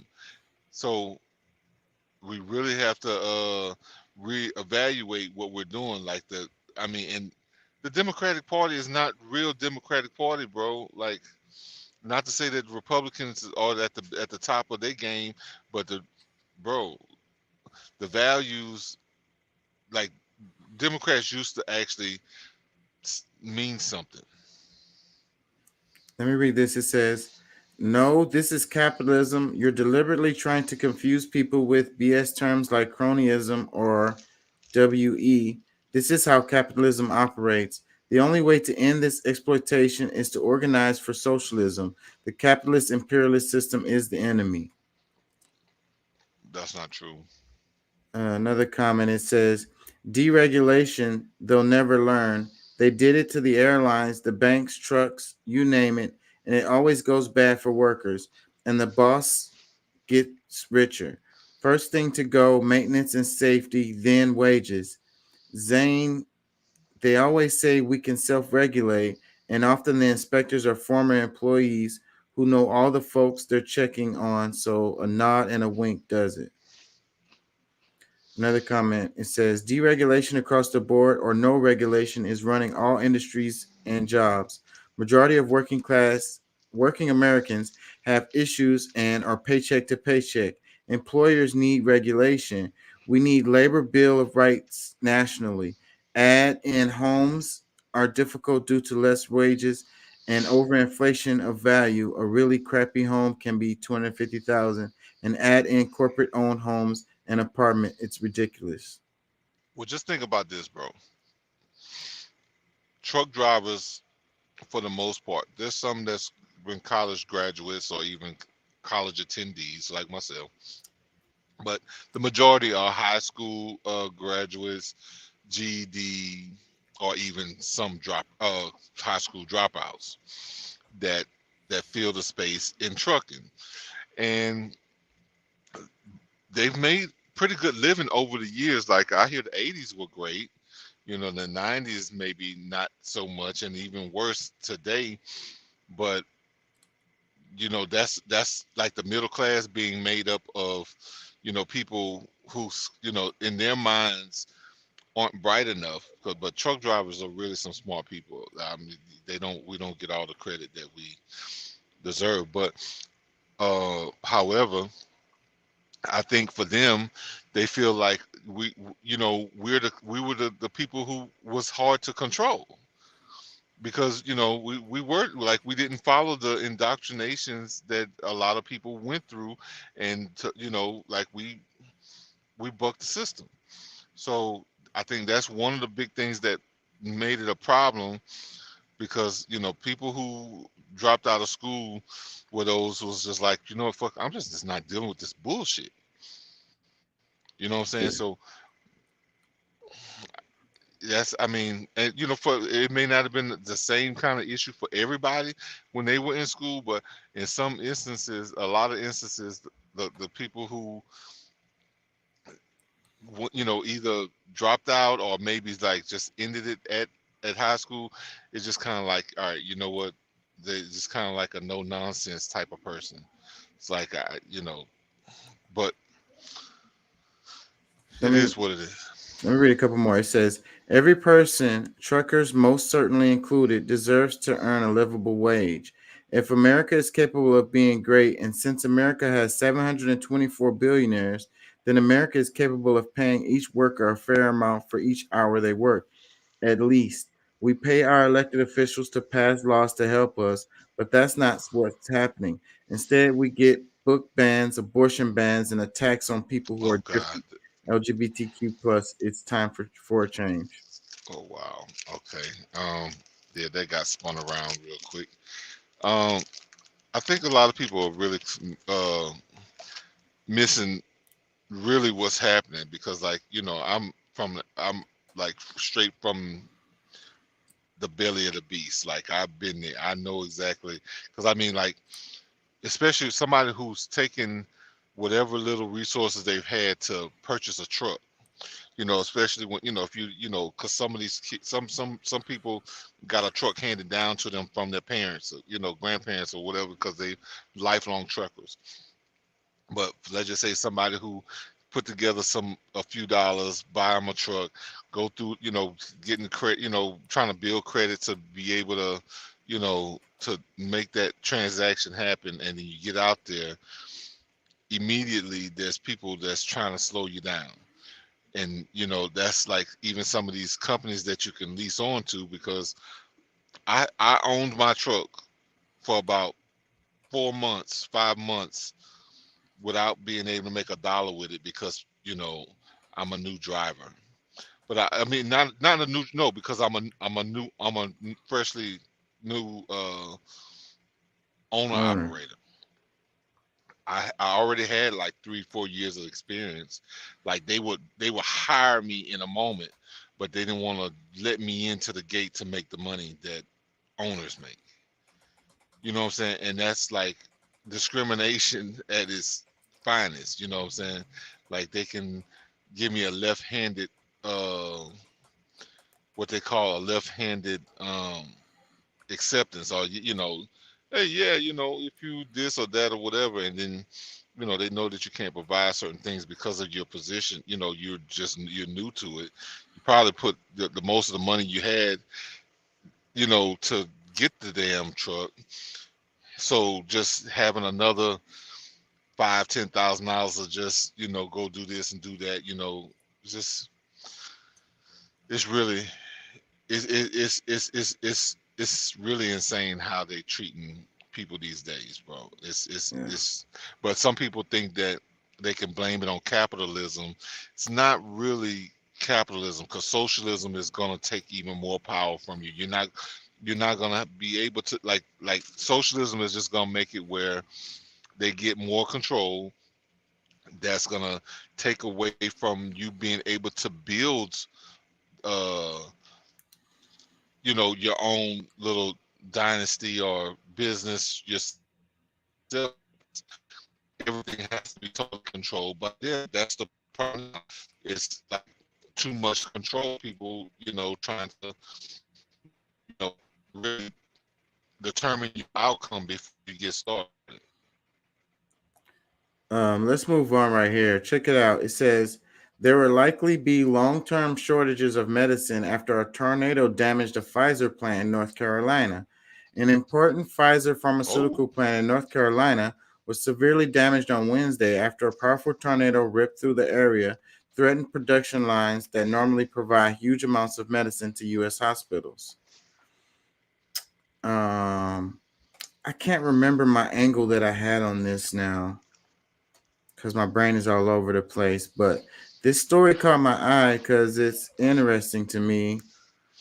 I'll give Um, it a shot. Go ahead. I think this was a blessing in disguise, because like there's a lot of things that these people are creating that are not really good for the people. This tornado, what is, I would say, an act of God to most people. This, by ruining these products, may save a bunch of lives. Um, you know, maybe the average person may not agree with me because you think that pharmaceuticals are here to help, but overall, the majority of them will never cure you, and they only give you enough to make it back to the counter again to purchase more. So it just keeps you on a loop. So I think what I was thinking about was how centralized everything is, how much of monopolies they have on stuff, where one plant damaged can cause problems across the nation, or is it just they use these as excuses so they can raise prices or whatever? Like, it shouldn't be Baby that food. one. Yeah, it shouldn't You be that remember one. the formula problem? Yeah, I remember that. And I know that one was because of the monopolies, because it was only like three companies and that produces the shit. And then one of the companies had a whole, like, it was a disease or whatever. It was some stuff in it that made it not healthy or whatever. So they couldn't use none of the stuff and shut down one of the companies. So then that caused the And whole nationwide. the chicken the chicken feed stopping slowing down egg production. That just shows our system is not healthy. 90% of our chickens, food chickens, are fed infertile. by certain company and stuff like that, and they Mm-hmm. stop producing eggs for about 3 months. It just shows Yeah. how unhealthy Oops, our bad system batch. is. We'll get it right. That's These why we things are need. done on these here's things are what they're being done on telling us. purpose. Well, it's not a healthy Let system. me translate this problem here real quick too. There will likely to be long-term shortages of insulin, antidepressants, pain medications, anesthesia, the Fauci ouchie, the pill. So if you catch it, even though you got the ouchie, you can get rid of it in 3 days now. All of this is about to be denied to people or raised either through insurance or the cash price you got to pay. But what do you want to bet? Opiates and fentanyl will not be affected. Wow, I bet. But look, the issue is, we need to have more local stuff. We need to have smaller businesses. You can't have one business controlling all of the whole fucking thing. That makes it weak. That makes it unviable. That makes it so words. If you have one little problem, it causes a problem across the whole nation. If you had a bunch of little plants producing this stuff, then one plant go down, it doesn't affect the overall picture at all. That's the problem. It's these monopolies. Yeah. No, you definitely own it, but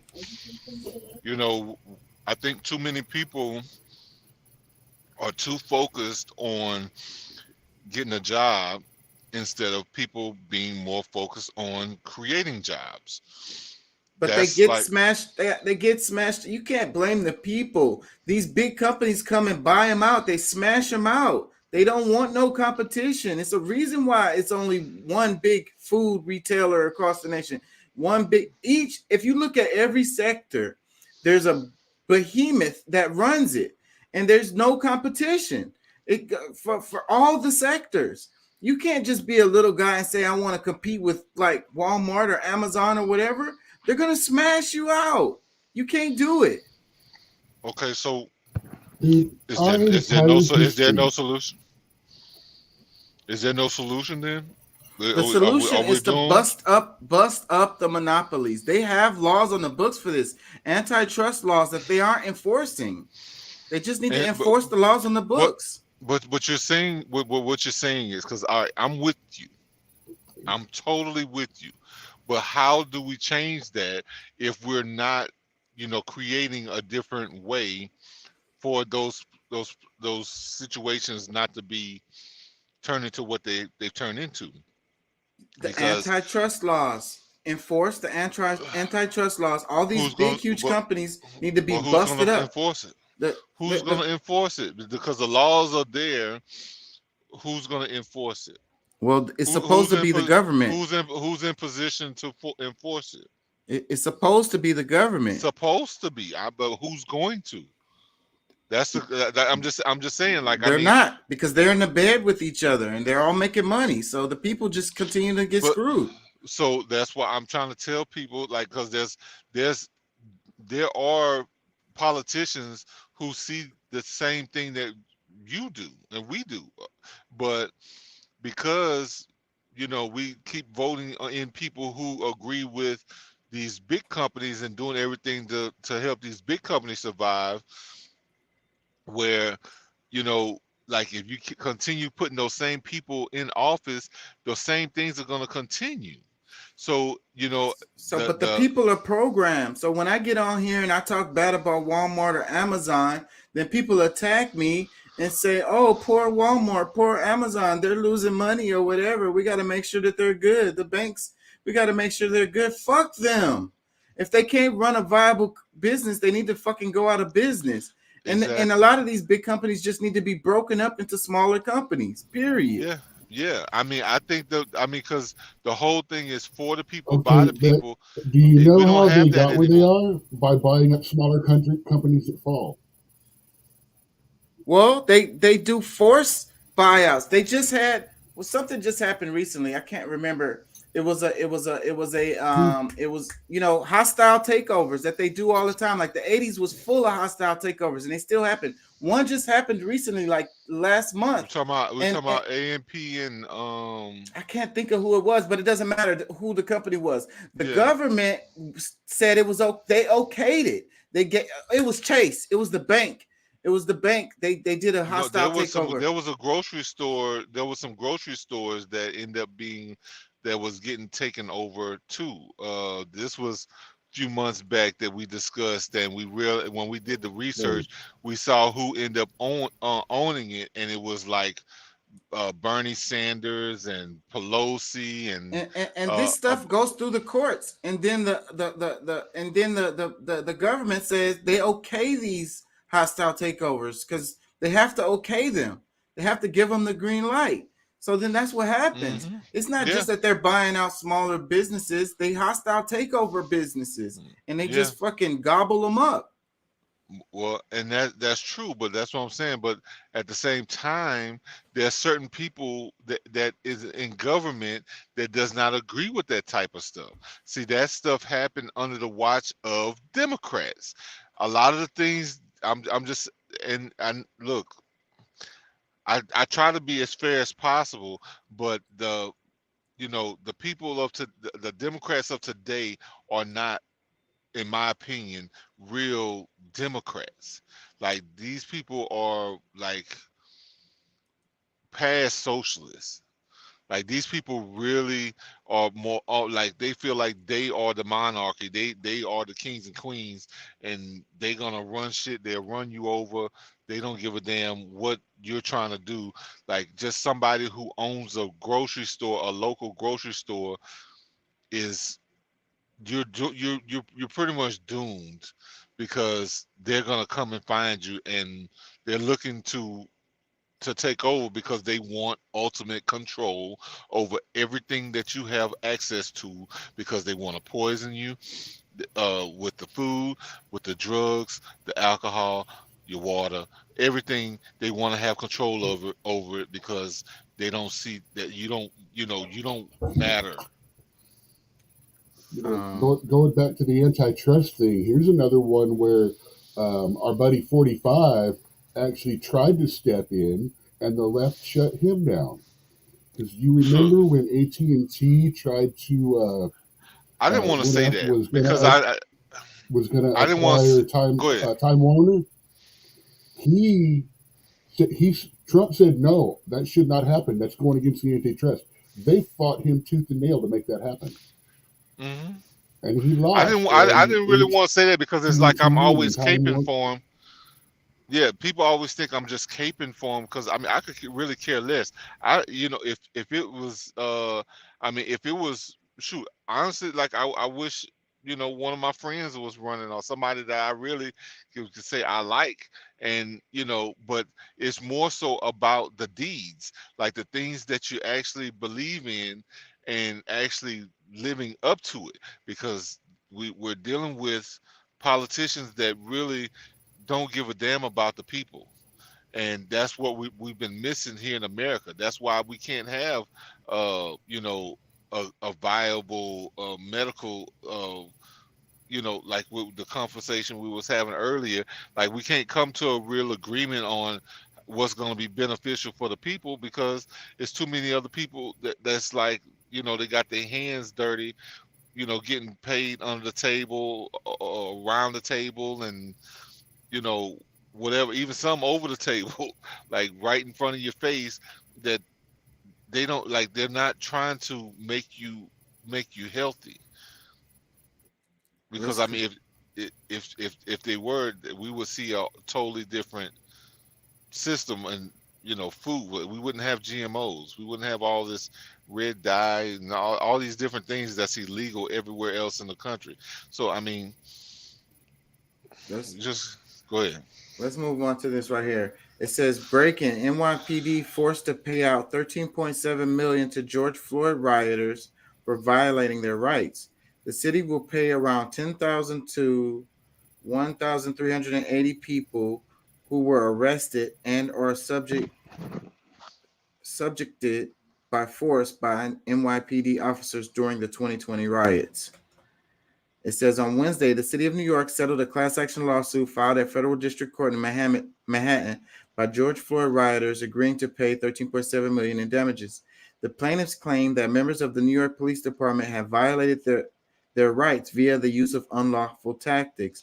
According to the New York Times, under the terms of the settlement, the city would pay around 10,000 to each of the 1,380 people who were arrested or subjected to force by NYPD officers during the 2020 riots in Manhattan and Brooklyn.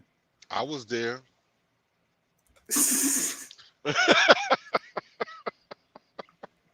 Let me read some comments. The first one, Turning Point USA posted this. First comment says madness. Another comment says my rights were violated when I had to get a vaccine in order to feed my family. Another comment, it says, can the business owners and anyone whose property was damaged sue those 1,380 people? Go ahead. What are you gonna say? Who, me? No, that was, I thought that was Doc. Yeah. Let me read a couple more comments. It says, if this doesn't make you No, angry, we both commented truth on that one. yeah. Another comment, it says, if this doesn't make you angry, then you're part of the problem. Another comment, it says, the rioters should be paying the police for burning down cities, damaging police vehicles, and spitting in their faces. Oh God. Another comment, it says, sounds like he wears blue every day. Another comment, it says, so I guess all the homeowners and businesses in New York should file a class action lawsuit against the state of New York for not protecting them and their property. Yep. Another comment, it says, rioters get paid unless it was someone let inside by the Capitol Police, then you go to jail. Another comment, it says, New York is gone thanks to the Democrats. Another comment, stupid move. This will create even more chaos and more violence if paid to do so. Another comment, it says, if you get what you vote for in New York, you get what you vote for in NYC. Congrats on rewarding crime. You're one step closer on the path of lawless wasteland. Another comment, it says, so glad I don't live in a libtard city. These comments are all pretty much the same. Another comment, it says, insanity. What about paying out all us normal citizens who were forced to live through the riots? Another comment, so wondering if this country could force a government to pay out to everyone they forced to get the jab, which violated our medical rights of freedom. Another comment, absolutely a shakedown, just another crooked way to get money out of taxpayers. New York City has become a joke to pay them to riot and destroy the city. What a effing joke. And remember, the lawyers get half of that.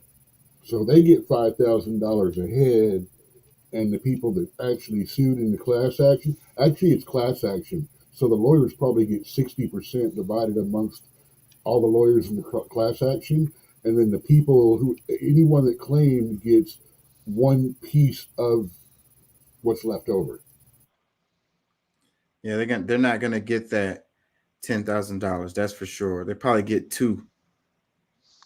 Well, I guess it depends on because I mean how much the settlement was actually for. Because usually, the lawyers who on you know one or two lawyers, whoever they'll split 50% of whatever that because it went to court. It's usually 50%, and all of the lawyers that was on helping, they split that 50%, and then the other 50% goes to the people, and Well, you got court costs and other shit too. So yeah, yeah, nah, they're gonna get less than that. well, Y'all want to see proof that writers and actors' Class demands aren't action, unreasonable? class actions can go up to 66%.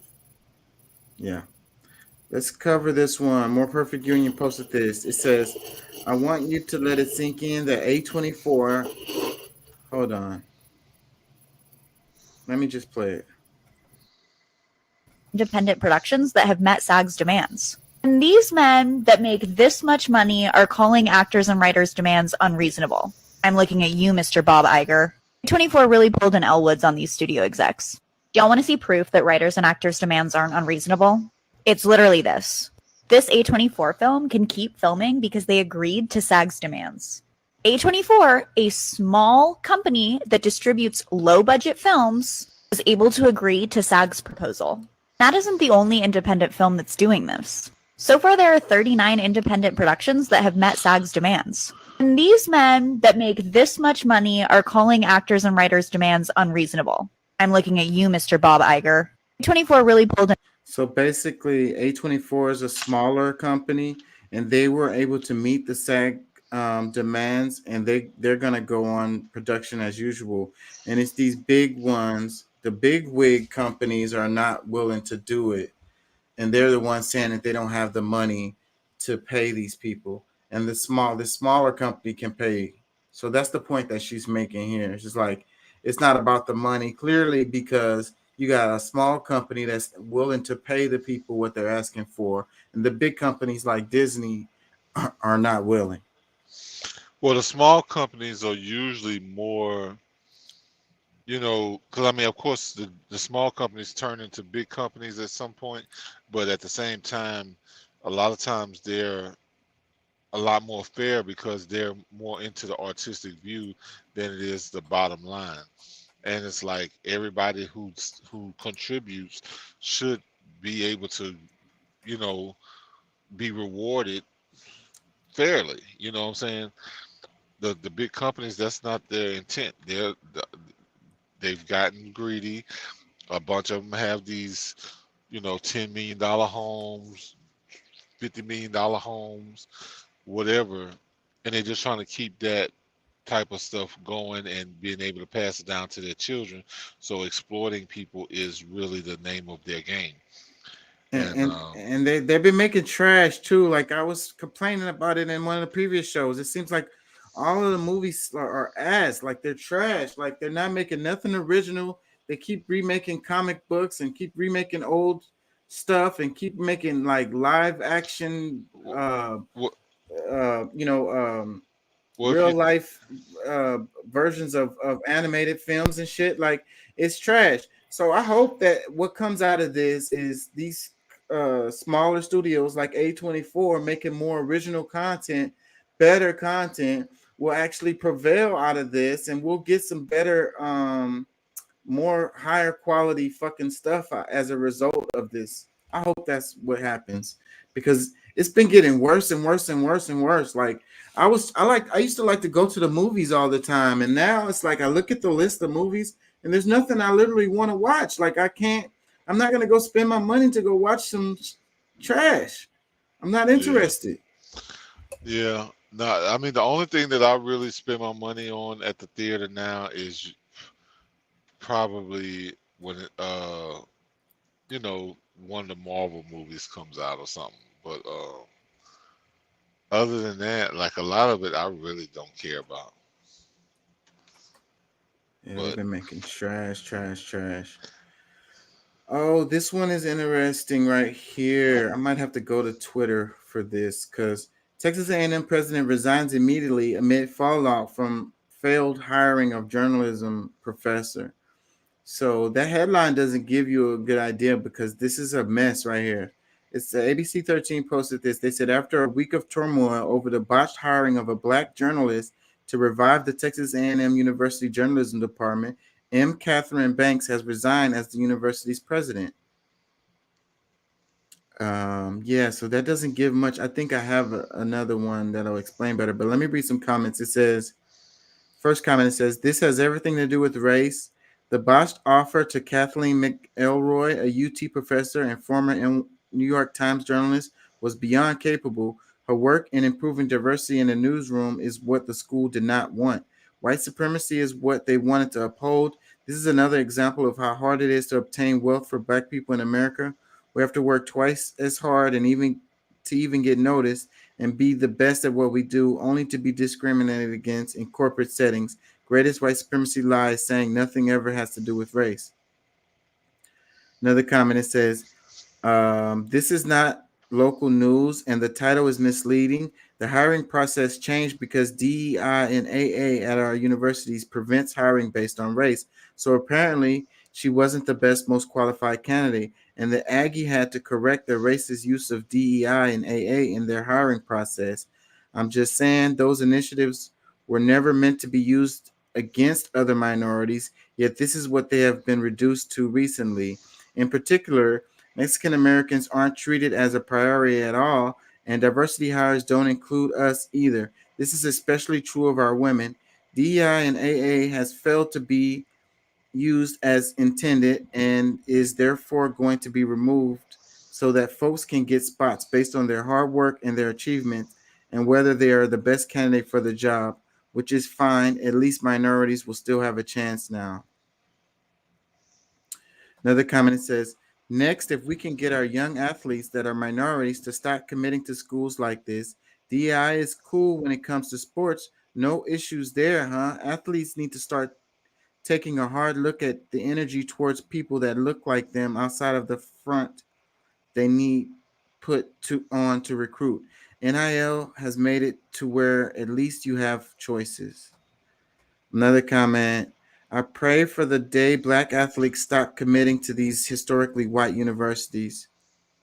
Another one, it says, now we're really about to see how non-people of color feel about AA and other people of color. One more comment. It says, I have a question for all races. Now listen closely. How is it that you claim to love Jesus, the Almighty, but hate black minorities? Now my Bible, which we all have the same one, Revelations 1:14, 1:5 says, Jesus' hair was white as sheep's wool, his eyes red as fire, and his skin is bronze tone. Now tell me that's a man of color. It never mentioned a white person in the Bible ever. Everyone was of color, Jews, Gentiles, Pharisees, all of color. So how can you love a black Jesus and hate black minorities when you're the minorities? Help me understand. Wow, that comment was all over the place.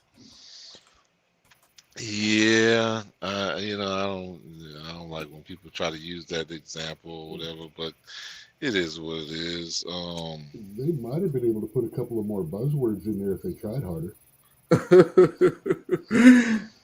Let's move on. So, this is John of God. This guy right here, that's John of God. Yeah, hey, which God? They don't tell you which God. Like God's chosen John. It's God's chosen John. He's a Brazilian gentleman that's best fucking buddies with Oprah. You've seen him on the Oprah show. This is Oprah's personal healer. Oh, Lord. And he was sentenced to 100 years in prison in Brazil for kidnapping children, having them raped and produce babies, and then murdering the kids. The not the babies, murdering the girls that were raped and forced to produce children. It's so fucking disgusting that my gentle dog heart can't quite wrap my head around the fucking details. But if you think that Oprah's not involved in this shit, this blood-sucking fucking leech monster that everybody idolizes, most of America, the political left, the radical leftists, if you don't see the connection between, you see that? That's Oprah. What's that? Oh, that's Oprah. And who's that? Oh, that's John of God.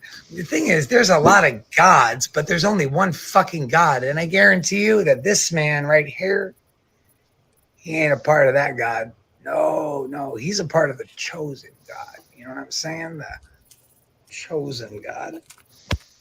Hey, so this. So, Oprah's spiritual healer has been sentenced to 99 years in prison after being found guilty of raping and abusing over 600 women and young girls.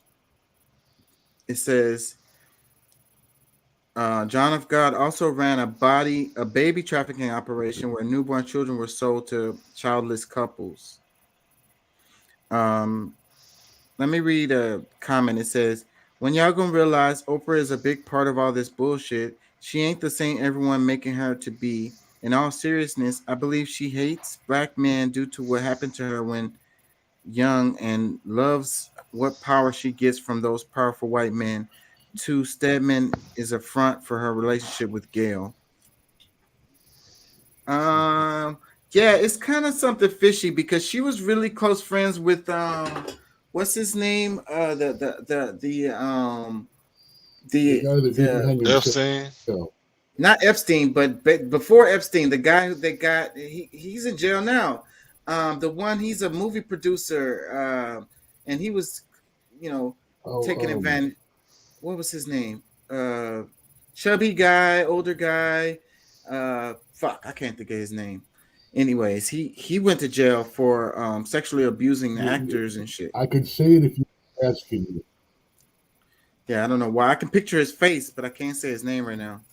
Weinstein. Yes. Weinstein, Harvey Weinstein. That's Weinstein. the guy. Yeah. So he Harvey yeah. Weinstein. So she was buddy with that guy too. And then I saw this video as where they soon were as you talking. stopped asking me, say that. It came in, T and Brian. Something is fishy related to her schools in Africa, because that's what they were saying. She keeps getting in trouble related to that. Weird things happening at those schools. And I always found it fishy. Like, she really cares, but she's from Chicago. How come she hasn't built any schools in Chicago? Why she go all the way to Africa to build some schools? Like, I've always been kind of wary of Oprah. I ain't gonna lie. Yeah, I used to be in love with Oprah. But of course, as I've gotten older and I've seen, quite a few different, or heard a lot of different stories, a lot of that wore off. But yeah, I don't think that, birds of a feather. I always feel like birds of a feather flock together.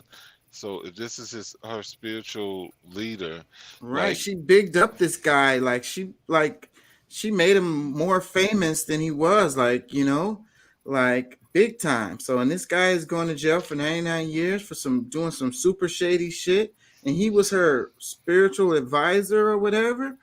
Like, yeah, there's red flags all over the place with this. yeah, but that's too many black and white women love her and won't really accept that she's that like, some people are looking at Oprah and what they wish they could be instead of seeing what she really is, and they're thinking that, I don't know, she's got, I I think don't know. It's our she's got some system kind of of power worshiping people just because they're rich. Well, they make money, they get rich, and then people automatically think that people who are rich are morally better or somehow better than the rest of us.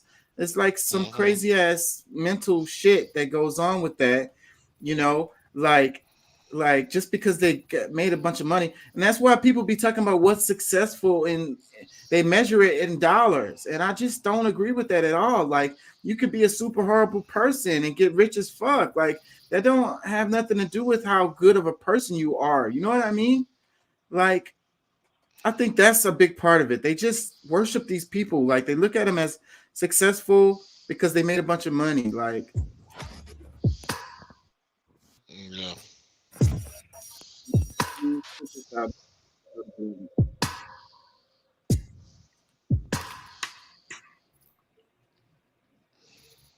And I'm out of Uh-oh. shape. Hot. The judge. All right, so When any you minute get now, they're going to be. downstairs once or twice. I know. So I want to bring up Oprah Winfrey because this is going to segue into what we're going to be talking about, the sound of You freedom. mean the guy that got 99 years? Yes, her spiritual healer. Spiritual healer, yeah. It's a 99 years for RN girls accused of baby trafficking. And she propped him up so hard, her show Son of God. Yeah, you can't say that word even though we're reading it right there. That is the most preposterous mess. It's along with that garbage that you see the Michigan State House dishing out. Stupidity. You'd think somebody would have read the Constitution. You and I talked about that the other day.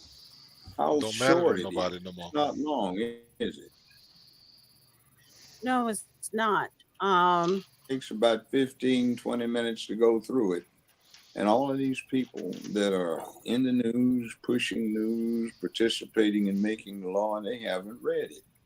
Well, it says for decades, this from his small town in central West Brazil, John of God, worldwide reputation as a median and faith healer. Oprah endorsed this man on her talk show in 2012 after traveling all the way to Brazil to interview him, calling him inspiring and encouraging women to seek his help.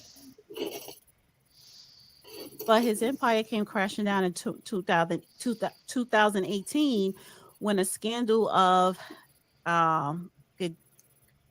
gigantic proportions broke, revealing that the median had art and abused hundreds of women and girls who had sought his spiritual help. John of God would spend the rest of his life behind bars, but the most disturbing allegations against him have been brushed under the carpet. What do you mean art? You when you say art, you mean that word? Yes, the 4 letters. Yes. Facebook doesn't want, YouTube doesn't want you to say, but it's Yeah, so it's interesting to me. Like the name of the show today is Theophobia. Yeah, so it's the fear of God or whatever. So like, and I saw this movie where it was like the guy was a priest and he was having dreams that Jesus, the image of Jesus was like a zombie, was like possessed, and he was trying to like choke him out, or like trying to kill him or whatever. Like he was scared of like the image of Jesus, like, and so like by the end of this movie, he ended up the priest got possessed himself, and then he went to the Vatican and he became like a big wig at the Vatican.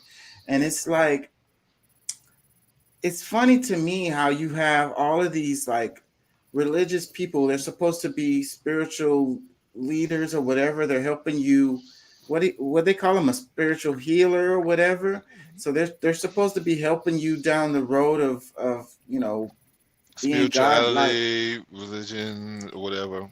And meanwhile, they're doing stuff like this, like they're actually possessed by demons. That's where I'm going.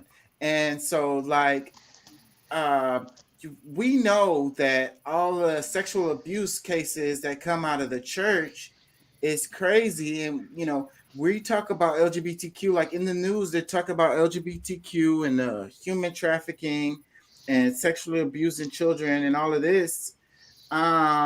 But we have factual like information of a lot of these churches involved in this kind of stuff. Like, and these are the people that you're going to for spiritual guidance, but they're doing stuff like this. Like, asking kids to suck their tongue. Yeah, stuff like that. I mean, it seems like the people that are in positions of authority tend to be the ones who do these things, and then another level of it is like I say, the authority of the church or the authority of the religion. is a whole nother level of authority. And so I don't know, man. What One of what the do y'all problems think? that one of the problems that I see as for the entire world is that, you know, especially those who kind of follow close into religion and, you know, having a spiritual leader to the tune of, you know, these big names or whatever, is that, you know, they're following a doctrine or a narrative that isn't true. And that's the main problem with not really understanding. And like the fact that, you know, you need a leader when you have a book that you can read and maybe, you know, get some guidance from time to time. But we put too much into these people and they get to feeling like they're above the law, and like, or that they're God themselves, some of them.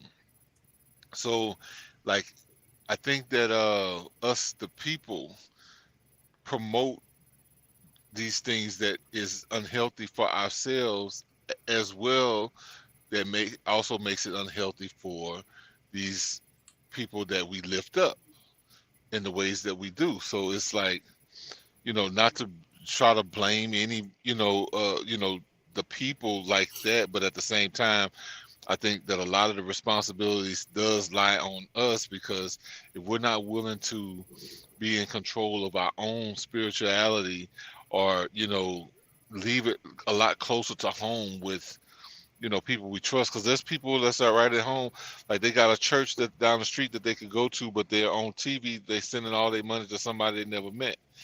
Hmm. You know what I'm saying? Like, I've actually seen this happen, you know, where like they start tithing to this preacher that's on TV. I'm like, why you ain't give it to the church down the street that can, you know, even though, like, I'm not really, you know, I don't really, you know, I'm just saying that's like a what if, or, you know, because I don't I don't handle myself that way. You know, I tithe to individuals. I help people, you know, myself. Like, I don't, you know, expect the church to do the job that us as people can do. But I think that because we somewhat, because we're leaning on others as a crutch for our salvation, instead of leaving it, you know, putting it more in our own hands, and then we create these monsters by, you know, giving them so much power. It's crazy. I want to go fast because I want to do this a little more on this, but I really want to get to the guy with that song. But anyways, let me play a little bit more of this. Right up there on the screen. Yes. Some stupid nonsense. By the way, again, we all need to snatch Facebook, Instagram, TikTok, and all of the bunch of them into court, because they're violating our rights. And when you are an idiot and you think they can get away with it just because they are a private entity, think about the guy who got snatched in front of the Supreme Court when he was ordered to bake a wedding cake for somebody he didn't like, and that was just a one-man operation. Or the woman who wouldn't do the wedding website for some more people she didn't like. That was just one person, but the case wound up in front of the Supreme Court. See, the rule is if you interfere with, impact, or have influence on interstate commerce or communications, you become a venue where all of the civil rights attend. Now, clearly, Facebook, YouTube, Instagram, etc., have big impacts on maybe hundreds of millions of people. So they certainly get stuck with the consequences. So we need to snatch them in, because this suppression of free speech is unconstitutional. And it's because they have an agenda that they do not want to be subjected to clear and open debate. They want to suppress anything or any words that make somebody feel uncomfortable. Now, absent obscenity, there is nothing that you can't do under the First Amendment. Right. If you defame their character, well, truth is an absolute defense, and that's only personal. It's no way to prevent you from doing it. You have a right to do it. You just may have personal consequences when it comes to a lawsuit. And by the way, the purpose of a defamation action is somebody doesn't pick up a gauntlet, slam somebody across the face, and challenge them to a duel. Well, again, we have all these restrictions, but you have all this other demonic things going on. And I do see both our guests. I'm about to bring them up in 1 minute. But so John the God, and the reason why I brought up this particular thing, not only because it was trending, but it is a relation to what we're going to be talking about, i.e., Sound of Freedom, human trafficking. It says also baby trafficking operation. An anti-child trafficking activist blew the whistle claiming John the God ran a baby trafficking operation where children were then sold to childless couples. So listen, this man is going to be behind bars. There are a lot of people that should be behind bars participating in this type of demonic behavior. Mm-hmm. But one of the questions, and I am going to pose this to my guest, Keisha, and everyone on the panel, but yes, we need to lock up the bad people, but we also need to do something to rescue children and babies and women and men who are caught up in this human trafficking. Amen. So yeah, man, this is a craziness. Let me read some comments. It's first comment. It says Oprah also brought us Obama and endorsed Biden. Whatever Oprah advises, do the opposite. Another comment. I never understood why everybody trusted everything Oprah said. I liked her old show in the 90s and The Color Purple. I never just buy what a celebrity says. The Color Purple was a good movie, but it seems like the whole theme of that was black men ain't shit. Like that was the reoccurring theme in that movie. Even when I was a kid, that was the vibe I got from it. It was like men ain't shit, and especially black men. Did you read the book? No, I didn't. I didn't read that book. Me either. You should. Would my view of it change? How different is it from the movie? If that's what you took from the movie, please read the book to get a fair take on the story. Well, the book is a lot of times way different from the movie, and that's where it's probably more of a conflict. So we can't necessarily relate the book and the movie to each other because it may have been inspired by the book, but I think based on the director. To be fair, I read the book after I watched the movie because I was trying to figure out what the movie was trying to tell me. Well, yeah. Tell us, what did you get from it then? Well, what difference did you feel was from the book? Because I'm probably not going to read it. I'm just going to be 100. I'll tell you the truth. The book is more of an empowerment story, where the movie is more of a this is how it is sad story. Okay. We're left to the actors did a great job in the movie. I'm not going to knock the performances in it because it was a good movie. But the book tells the thoughts that are going through their head. Yeah. And it's explaining why. And that's where the difference in the storytelling is. Because once you understand what's in their head, you understand this is the results of the decisions, but this is why I'm making them. This is where I am in here, not just a pretty face, smile now for the camera, kind of stuff. Yeah, and that's why I love to read, because you can't put that in movies. It's impossible. It's very difficult, I would say, to put that in the movies. I used to hate audiobooks, but I love them now. because I spend an hour and a half to 2 hours every night cleaning up, driving to and from work.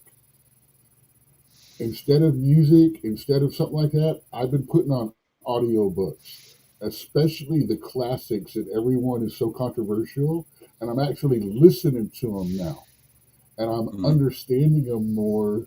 I mean, I don't have the time to sit down and read them, but I do have that hour or two a day where instead of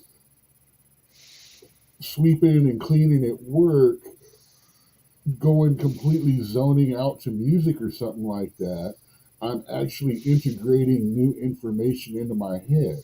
I'm hearing these stories. I'm seeing what's going on.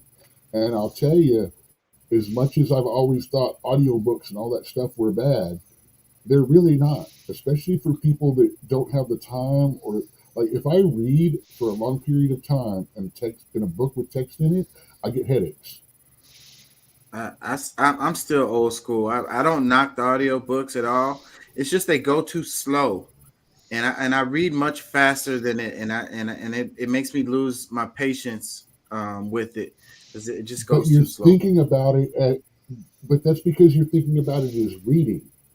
You're not thinking about it as the way we used to sit around the campfire and tell stories to each other.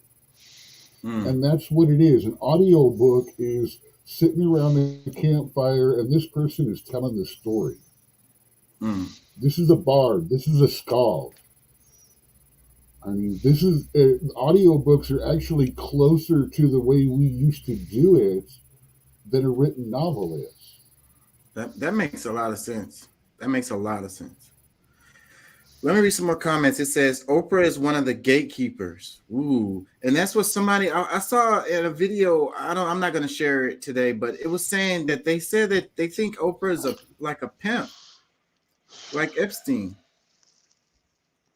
Let me read another comment. It says it's no different than when the people give support to political leaders who let them down, supporting celebs that they know nothing about. It's a case of the kettle calling the pot black. I think that's the same comment that Pat was making earlier. Like, it's so dumb. Like, you don't know these people from shit, and you just fucking idolize these people. Like, you don't know what they really doing. You just know the image of them, on TV or whatever, the image that they want to present. Yep. Let me read another comment. It says Oprah led the women right You to just him. scrolled past a very interesting video in your feed. The fluoride. The evil history of fluoride. Yes. Yeah. If you haven't seen that, watch it sometime. You will probably want to put it on the show.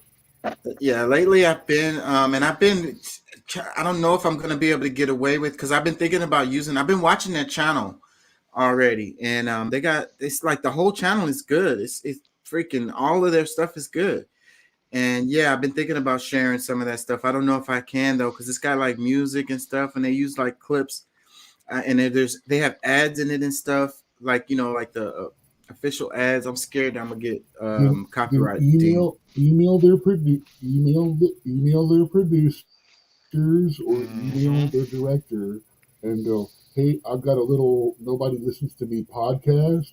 Would it be okay if I use some of your clips? I'm not monetized or anything like that. And 50-50, man. The worst they can do is say no. Right. Worst they can and do if is say they no. say yes, well, that is the first, hey, I got permission from them to do this. And then you start getting seen as someone that starts to ask. Yeah. And that's why it can't do anything but help. Well, I've been watching that channel. That's the reason why it's popping up over here, because I've been watching those. Let me read some more comments. Our philosophy today guy. I'm sorry. I want to distract for just a minute. Our girl got trans girl philosophy today. Yeah. She has gotten a part as a Jedi in one of the new Star Wars things coming up. Awesome. I just Good want to for say her. Thumbs up, prop, man. That's awesome. Yeah, I am so glad about that. She did not Broadway, but she did like a play. She put on a play that she wrote, and not that long ago. So yeah, she's coming up in the world. Let me read a couple more comments. It says Oprah led the women right to him. Another comment, it says, I love the way you explain the law, Judge Joe Brown. Another one, may God bless and protect both you in Jesus' name. It says, I think Oprah's school in Africa for girls was a grooming center. See, that's another one of them. Like I was saying, I've been seeing this now ever since this story popped up, because it's actually been stuff coming out about the school in Africa, weird stuff happening. Let me read another comment. It says, for such people are false apostles, deceitful workers masquerading as apostles of Christ, and no wonder for Satan himself masquerades as an angel of light. Corinthians. See, this is where I'm touching on, because I have the name of the show is Theophobia, and this comment right here is kind of, it says, for such people are false prophets, deceitful workers masquerading as apostles of Christ, and no wonder, for Satan himself masquerades as an angel of light. So, but he doesn't masquerade as an angel of light. Satan was an angel, No. so he was he is an angel. Lucifer was the light Was bringer. the light bearer. I He mean, was a light bearer. literally. Yeah, light bearer. So, But yeah, well, I mean, well, I think that we get what based on the current religion or narrative, Lucifer or Satan or whatever. Satan. I don't know. Lucifer supposedly was the god of the previous. Like was the Jesus of the previous text, like the Coptic or like the for the I angels. forget. But yeah, but no, but what I'm saying is that what happens in religion when they start something new and they want people to follow it, they demonize The older versions. the older version. So Lucifer, the light bearer, was at one time the good guy, but based on the current narrative, he's supposed to be the bad guy. But He was it's just Ahriman from Zoroastrianism. And there's a lot of spins with this, because related to the light bearer. So the light bearer means that you, like, it's like bringing in knowledge, right? Me helping you to be able to see. So, and then they talk about the Adam and Eve story, and the tree of knowledge was what she ate from, right? And that she got Adam to eat from.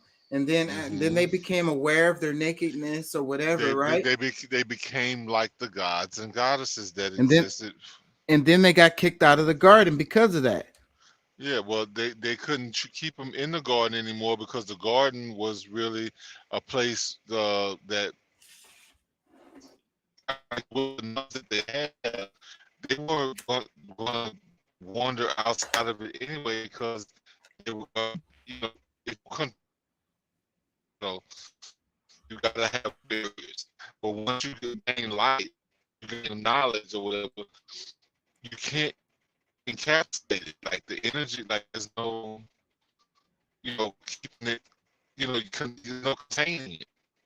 Yeah, you're breaking up. I mean, but that I've always wondered about that story, and how, like, okay, so God doesn't want you to know stuff. Like, God doesn't want you to have light. God doesn't want you to have knowledge. Like, He's gonna tell you you can eat from everything from the garden, but that tree right there, the one of knowledge, don't eat of that tree, and then you could just continue to be there. But the gods saying that were human beings. That's the whole thing. It was like make man like, because they created man in the same image as them. So they were already humans, but this was like a new human that they created, that they left in the garden, that was not, hadn't learned yet. They were still childlike. So that's why they had barriers for them. But once they did, because I don't know if the intention was for them to never gain the knowledge, but since they hadn't, they had to be regulated to a certain area and be watched. And That sounds like a prison to me.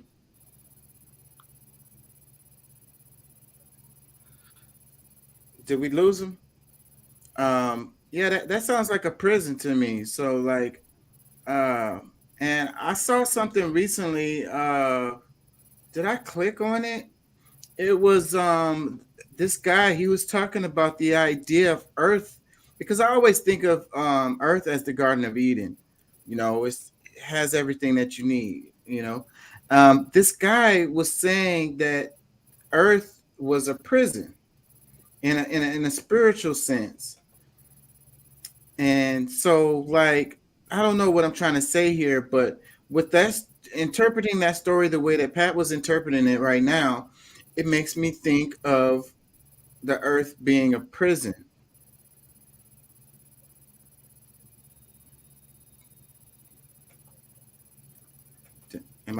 We lost Pat?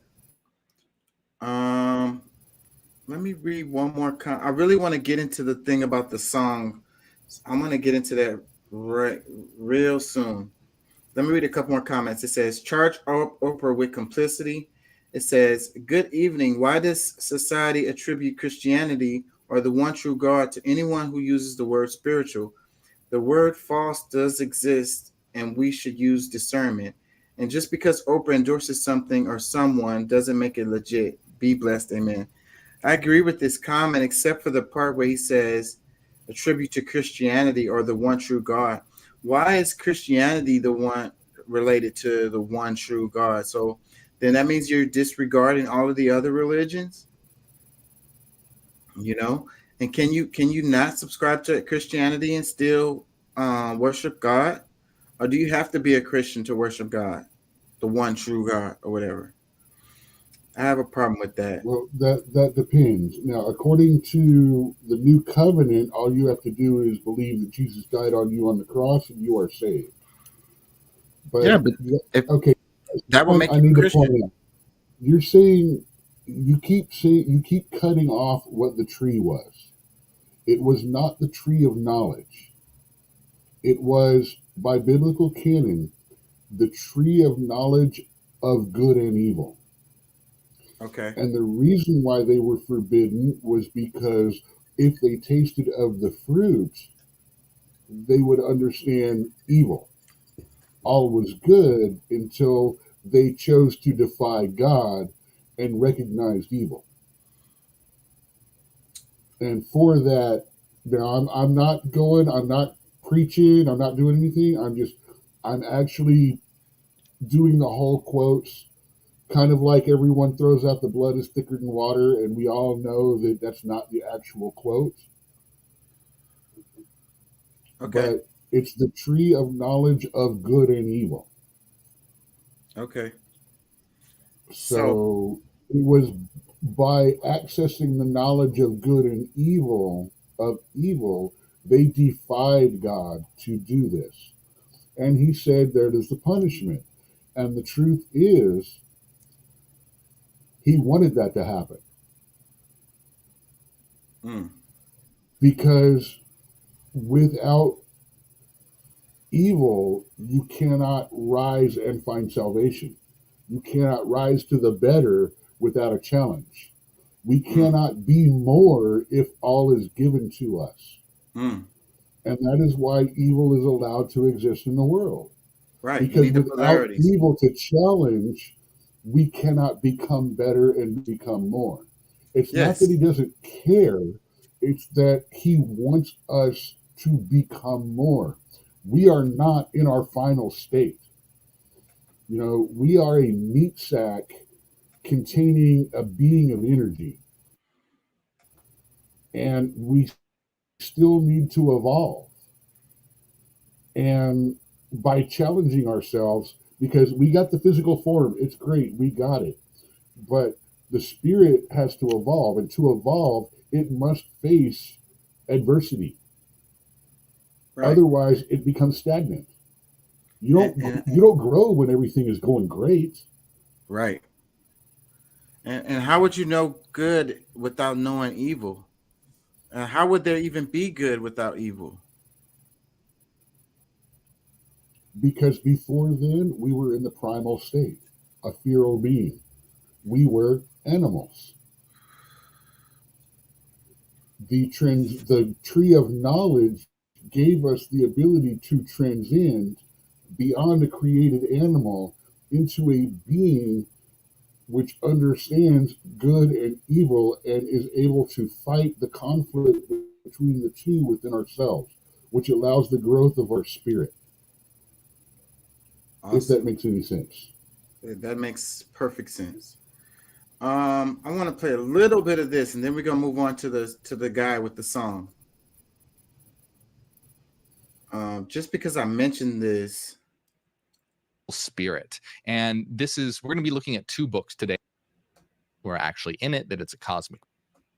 So today we are answering the question, is Earth actually hell? As we explore that there are actually many banned books that say that Earth is Purgatory. a cosmic prison and we are its prisoners that have become trapped here. So is that true? Have you ever felt like there's something not quite right with Earth, or that there's something off, or asked why you're here or what's going on? This is a video that you need to see. This is a very important topic. And I remember growing up in a Christian household, I was absolutely terrified of the concept of hell. So what's going on? Could it be that Earth is hell and we're actually in it, that it's a cosmic prison? What does this have to do with spirituality? Are we being trapped in a cycle of reincarnation again and again and again?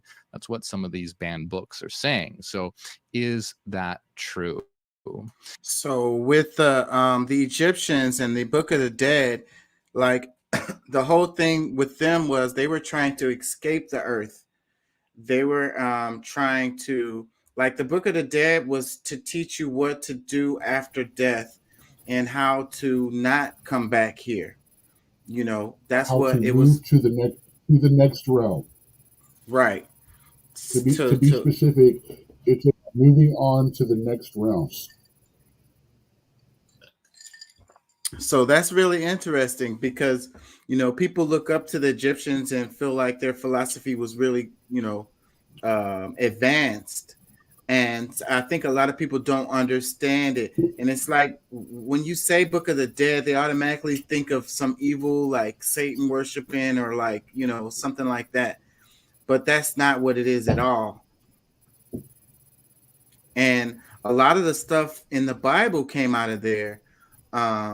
You had the what was it? The laws of Ma'at, and Laws and of if you and if I if you actually look have at that on my notepad. and I if know you this look sounds at weird, that, but I wrote that down a couple of days ago, and I can show it to you. We both came up. We both are thinking about this at the same freaking time. that's How's that for synchronicity.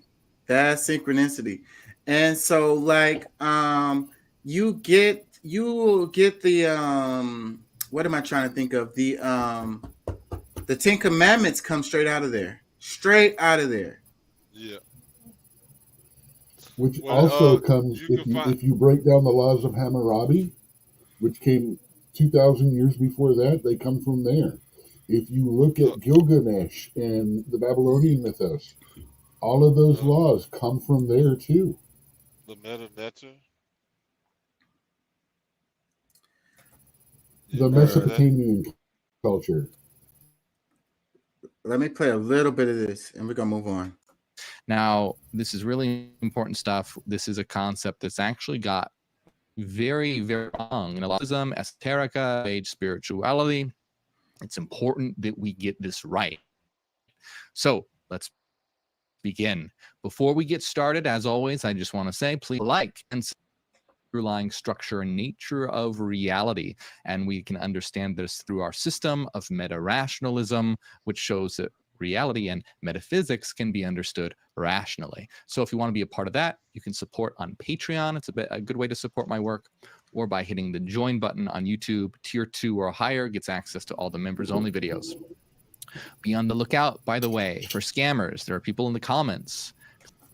There are people in groups spreading a lot of disinformation about me and us in general and what we're look at this idea of Earth being hell, that it's a cosmic prison and that our souls are being trapped here in a cycle of reincarnation, is because I realized that this is something that a lot of people are beginning to misunderstand. And to case in point, I want to bring up an article that kind of sparked me to talk about this today.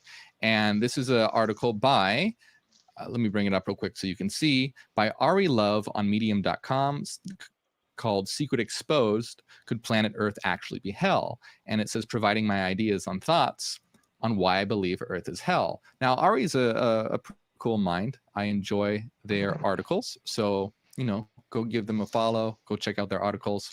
But this is something that I want to address. And Ari talks about their intuition, that Earth could be hell. And there's a lot of confusion. You can see, you know, wondering if maybe we were tricked to come here, or that maybe we're trapped in reincarnation, or just trying to figure out, you know, why Earth seems to be this hellish experience. So I want to address this, and it's really important. So one of the first banned books that we're going to look at, because we're going to look at a couple of them, and this banned book is called The Holy Book of the Great Invisible Spirit. And we're going to be looking at 2 books today, actually. No, I'm sorry. We're going to be looking at 3 very, very important banned books that touch on this subject. That is The Holy Book of the Great Invisible Spirit, also known as the Gospel of the Egyptians, The Secret Book of John, and the Gospel of Thomas. These are all books that were banned by the church and deemed as heretical. Anyone found, you know, holding them or subscribing to them were put to death. All the books were banned and destroyed. This was after the Council of Nicaea, where the Roman Empire became, you know, Christian and wanted to, you know, the bishops were destroying any views that didn't comport with their interpretation of what they thought Christianity was. So all these books were destroyed. Luckily, we some of them were saved, and we found them in 1945 buried near the tombs of Egypt. They were discovered. Someone had saved them in a jar, these books. So at probably great risk to their life if they weren't killed. We don't know who saved them, but good thing that they did. So let me first start off reading an excerpt from The Holy Book of the Great Invisible Spirit, also known as the Gospel of the Egyptians. And we're going to start to break this down, and you'll see how this fits together and talking about Earth being hell. So it says, now this is before, you know, humans or anything like this. This is we're talking about in the spiritual realm here. It says, after 5,000 years, the great light Elalith spoke. Let someone reign over the chaos in Hades. So this great light, this great spiritual being is saying that someone needs to reign over all the chaos and over Hades. And it continues, let an angel come forth in order that he may reign over the chaos and Hades. Then the cloud, being agreeable, came forth in the 2 monads, each one of which had light. Then Sakla, the great angel, saw the great demon who was with him, Nibruel, and they became together a begetting spirit of the earth.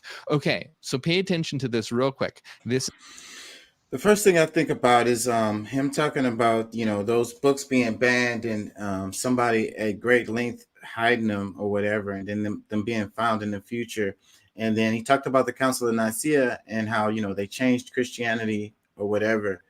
And so then you think about the government, you know, the powers that be deciding on, you know, what's acceptable and what's not. And today we have this going on with these books that are being, you know, suppressed. And I see a connection related to that, because it's like you know, when they talk about the New World Order, you know, it's like a global change, you know, a certain perspective that they want everyone to have, right? So the dissenting voices get silenced. You know, we have this against journalism. We don't really have good journalism anymore, because when people, you know, try to make good articles and tell the truth or whatever, they don't get a job, or they get silenced, or worse, they get killed. You know, I'm losing my frame of thought here. Where I was going with that. I lost my train of thought because I got distracted. Let me read the caption. It says, "Have you ever felt like something wasn't quite right here with Earth? How did you get here? Why are you here? Discover the text banned by the church that revealed the world as we know it is in fact a cosmic prison. Discover the archons, the rulers of the illusionary reality, their creation, the material world, and our unwitting roles as cosmic prisoners. As we indeed living in a celestial prison, our bodies the chains. Let's uncover the truth buried, banned, but not broken." He said something that had me, and I lost it. Let's read some comments. It says, "I've always said if Satan is the ruler of hell and he tempted Jesus by taking him up onto the mountain where he could overlook the world, and Satan said he would give it to Jesus if he would worship him, if this world wasn't Satan's kingdom to give, how could he do that? He couldn't. Alas, this is hell." That's interesting. So it's like, I'm gonna get them to worship me. You know, I'm gonna get them to turn their back on you, and I'm gonna get them to worship me. You know, that's what Satan said. And they say Satan was cast down out of heaven. And and I think about that. So we're talking about the idea of Earth, the idea that Earth could be the hell realm, and so who's in charge here down here on Earth, and the people turning their back on God and worshiping Satan. And then earlier we were talking about the spiritual leader guy with Oprah, and he was supposed to be a spiritual guiding person, but meanwhile he's trafficking kids and forcing them to have babies and all of this. Are y'all following me? I'm all over the place. A little bit. Go on. I've got something to add on. But first of all, hey, Deuce, good to see you. Awesome. Yeah, what's up? Not much, man. Just come back in here. I picked up my wife and them from the little place they were at. So Satan said, "I'm gonna make them worship me," and so when I think about the church, the Vatican, or whatever, and Where these did he spiritual say that? leaders that we have, what you say? Where did he say that? It's I can't remember the line. It's I'm paraphrasing when I'm saying that. It's like See, that's what it. that's where we get into difficulties paraphrasing.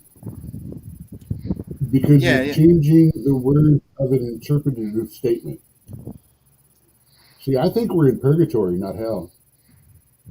We're in a Okay. realm that filters us up and down, like the Egyptian says. Measure your heart to the weight of the feather. We're choosing whether we go up or down right now. And the way we resonate with the world Yeah, around us, well, we're in purgatory. We're not hell. If we were actually in hell, there would be nothing but struggle and strife. There would be nothing but negativity and difficulty to go against. Now we have a balance of both, and we choose which direction we want to go with. That's kind of what Hinduism is saying when they talk about nirvana and they talk about Yes. karma. And depending on how you lived your life, you either move up or down the scale into your next life. Well, listen to Jesus' teachings after he came back from his wandering in the desert where he was lost. If you pay attention to what he said before and after, he actually, I think, went over to the eastern places, because when he came back, he had a balanced philosophy. He says, people will do bad, people will do good. Follow us to do good. We need to do better. And that's when he also was able to show his miracles more, the ability to heal with touch, can you say Reiki, acupressure, things like that? He was talking more about energy and how it, the energy of God and things like that. Is that not Eastern philosophy brought into a Western Abrahamic religion? If you really start thinking about it right then. Just tossing those Well, just tossing those foul shots out there. well, let me say this because I mean I think whatever your perspective is, that is going to be the right answer for you. But I see it more so as us living in a polarity world where we can exist in heaven or hell right here on the same plane. So it's a lot of Purgatory. it. Well, but no, but I mean, you can have your heaven right here too. So like, there's people who are living the dream. It's we're in a polar life. Earth, everything has this far extreme of each thing, hot, cold, up, down, side, left, right, whatever. We can exist on either one of those planes right here, and a lot of times it's dealing basically on the condition of your mind, the way that your perspective and how you see the world is how you're gonna be able to live. Is gonna determine on how you exist in the physical, because I mean most of it is about the spiritual, us living, like we have the power of the planet right in in this shell, and it's based on how you focus your mind. Like there's people that live right next door to each other, that one lives a rich lifestyle, the other one lives a poor lifestyle, and it's mostly based on how they think. And it's not necessarily about money, but people who have more of a positive mindset end up having more money, and that's just one of those things, how it works out. You know what I'm saying? But like I said, it's not for me to try to change anybody's mind, but I think that's a perspective in which, um, you know, if you live more on the spiritual side of things, you probably resonate more so with the idea that I can have my cake and eat it too, based on the way you project yourself or how you see yourself in this world. Let me read a couple comments. This one, it says, "My main issue with your idealist vision is not the vision itself, but with the unwillingness for people to call out the corruption that needs to be frankly destroyed. Corporate welfare, not individual, income tax, gas tax, and various other taxes that are unneeded to even found society. Not to mention things like toll roads and various other things that are there just to bleed money from citizens.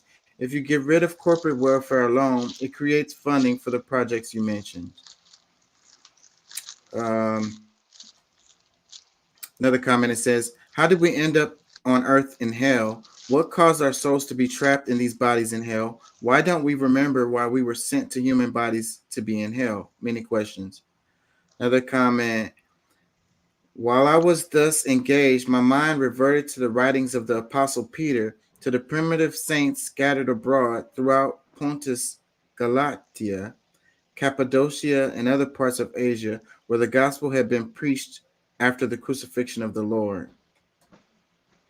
Wow, this dude wrote way too much. I kind of want to move on. I want to do a couple quick little ones, and then we're gonna wrap it on the what's his name, Jason Aldean song. But I want to do a couple little short ones because they're good for my shorts later. This one, it says, "Italy is removing the names of non-biological lesbian mothers from their children's birth certificates. A city in northern You're Italy has not sharing. reportedly." Oh, I'm not sharing. Oh, thank you.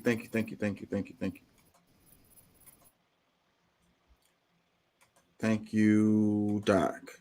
Let's start over here. Italy is removing the names of non biological lesbian mothers from their children's birth certificates. A city in northern Italy has reportedly begun to strip non biological lesbian mothers' names from their children's birth certificates. Italy started recognizing same sex civil unions in 2016, but these couples don't have adoption rights in the country, making it difficult for non biological parents to get legally recognized. However, some cities did issue birth certificates featuring the names of both parents in the same sex unions. Earlier this year, far right Italian Prime Minister Giorgia Meloni ordered cities to stop the practice. The birth certificates in question belong to around 30 children whose births were registered in the city of Padua, according to CNN. I cried for 10 days when I opened the letter, 38-year-old Michelle Alida told the Daily Mail after discovering she would no longer be officially considered a mother to her daughter. It was as if I do not exist.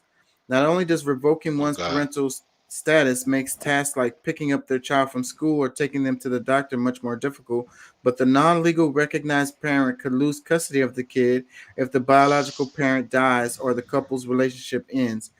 The move has sparked an outcry from LGBTQIA rights organizations across the country, condemning the move as highly discriminatory.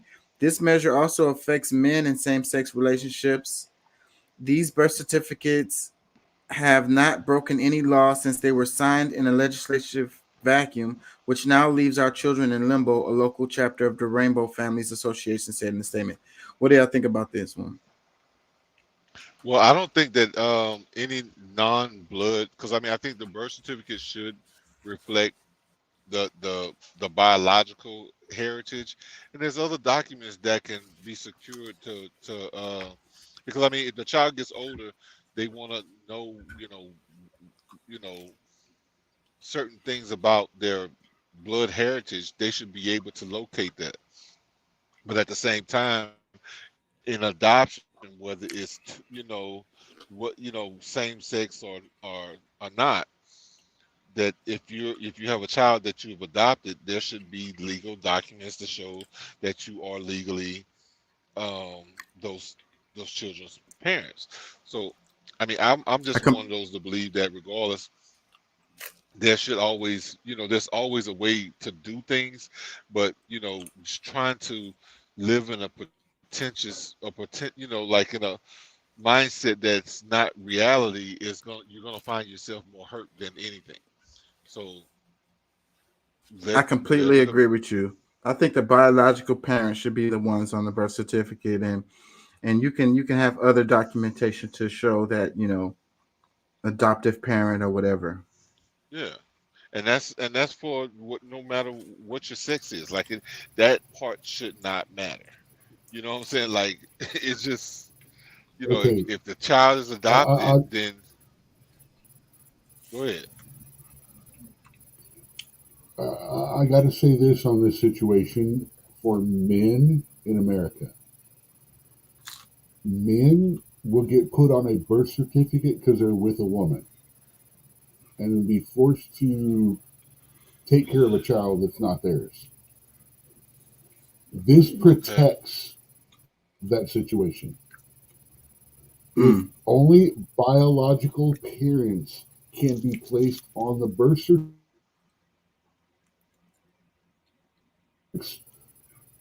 the situations of, well, that's not my child. Yes, it is. No, it's not. Well, I'm with you, so it's your kid because it's coming out of Miami when you're with me. And it's like, no. I mean, while I'm sorry that a lot of people feel like they're being stripped of their parenthood, they're not. They're an adopted parent. They are a guardian. And there's no reason not to recognize that, but it should not be reflected on the birth certificate. Yeah, I think that's kind of what we're saying too. Um, I mean, but They if they if should if just if, if the put. guy, Let me say go this ahead. though. They should just do it by a DNA test every time. That way, you can protect the father's rights too by making sure that he's the actual biological parent instead of having the mom writing him in there or getting him in there when he wasn't the one who fathered the child. Yeah, Well, you and know, that, but because I think no that's matter what's what protects them. Okay, well, I go think go that ahead, protects Pat. the father. Yeah, my bad. Because I know we were, trying to figure out who was going to go, but I think that it protects that parent, that biological parent as well, because they don't have to, if it's legally, like the 99.99 proof, if because I mean, even a guy who feels like they're that child's parent, they found that he's not. So I think what Chaka is saying protects everyone, but the liability does not necessarily have to be on that parent, especially if it's been given up for adoption. But it does leave a roadway for that child when he gets older to be able to say, hey, you know what, you and I share the same DNA. I just wanted to meet you, you know what I'm saying? Not looking for Yeah. nothing or anything else, but it's just, I think it leaves that clear roadway where, okay, all right, these are my biological parents. These are the ones who actually, stood here and raised me. So they have, should be able to be recognized in a certain way, but also for the biological, because hereditary things. You know what I'm saying? Like there's I think that there's always a way to do it, and I don't think the birth certificate should reflect somebody who's not necessarily the birth parents. Yeah. Because how can the kid ever find out? What if he can't never find out who his biological parent was? Because he doesn't have any documentation to show it. Yeah, because we're trying to appease somebody that's, um, excuse me for being insensitive, that just didn't do it the regular way. But not to take any, not to discredit them in any way, but I think that we have to keep certain borders in line so that, we can, because I mean, for some people, okay, maybe that doesn't matter, but we don't know if that is going to matter to that child or not. And we should give them the opportunity to let it matter or not. Right. And I think So that's what we need to protect more than these Well, parents is the child. and I you have to know, I say got to this throw though. a curveball, right? Go ahead. Okay.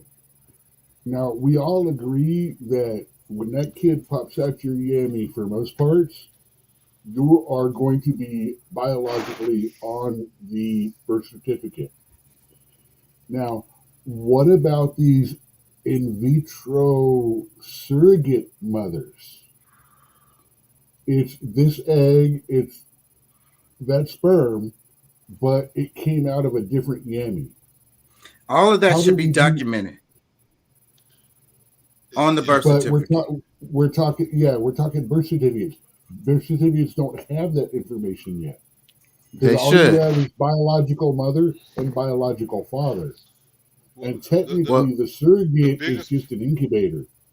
well, yeah, things have changed, so they need to update well, that Well, the shit. problem is that's the biggest one. there's also a situation where this woman has carried this child for 9 months, despite the fact that it is not my sperm. It used my body, came out of Miami. Yeah, I but it's have still rights not. as a But it's mother. not. No, she I can doesn't, say because I don't want to she does. fulfill this.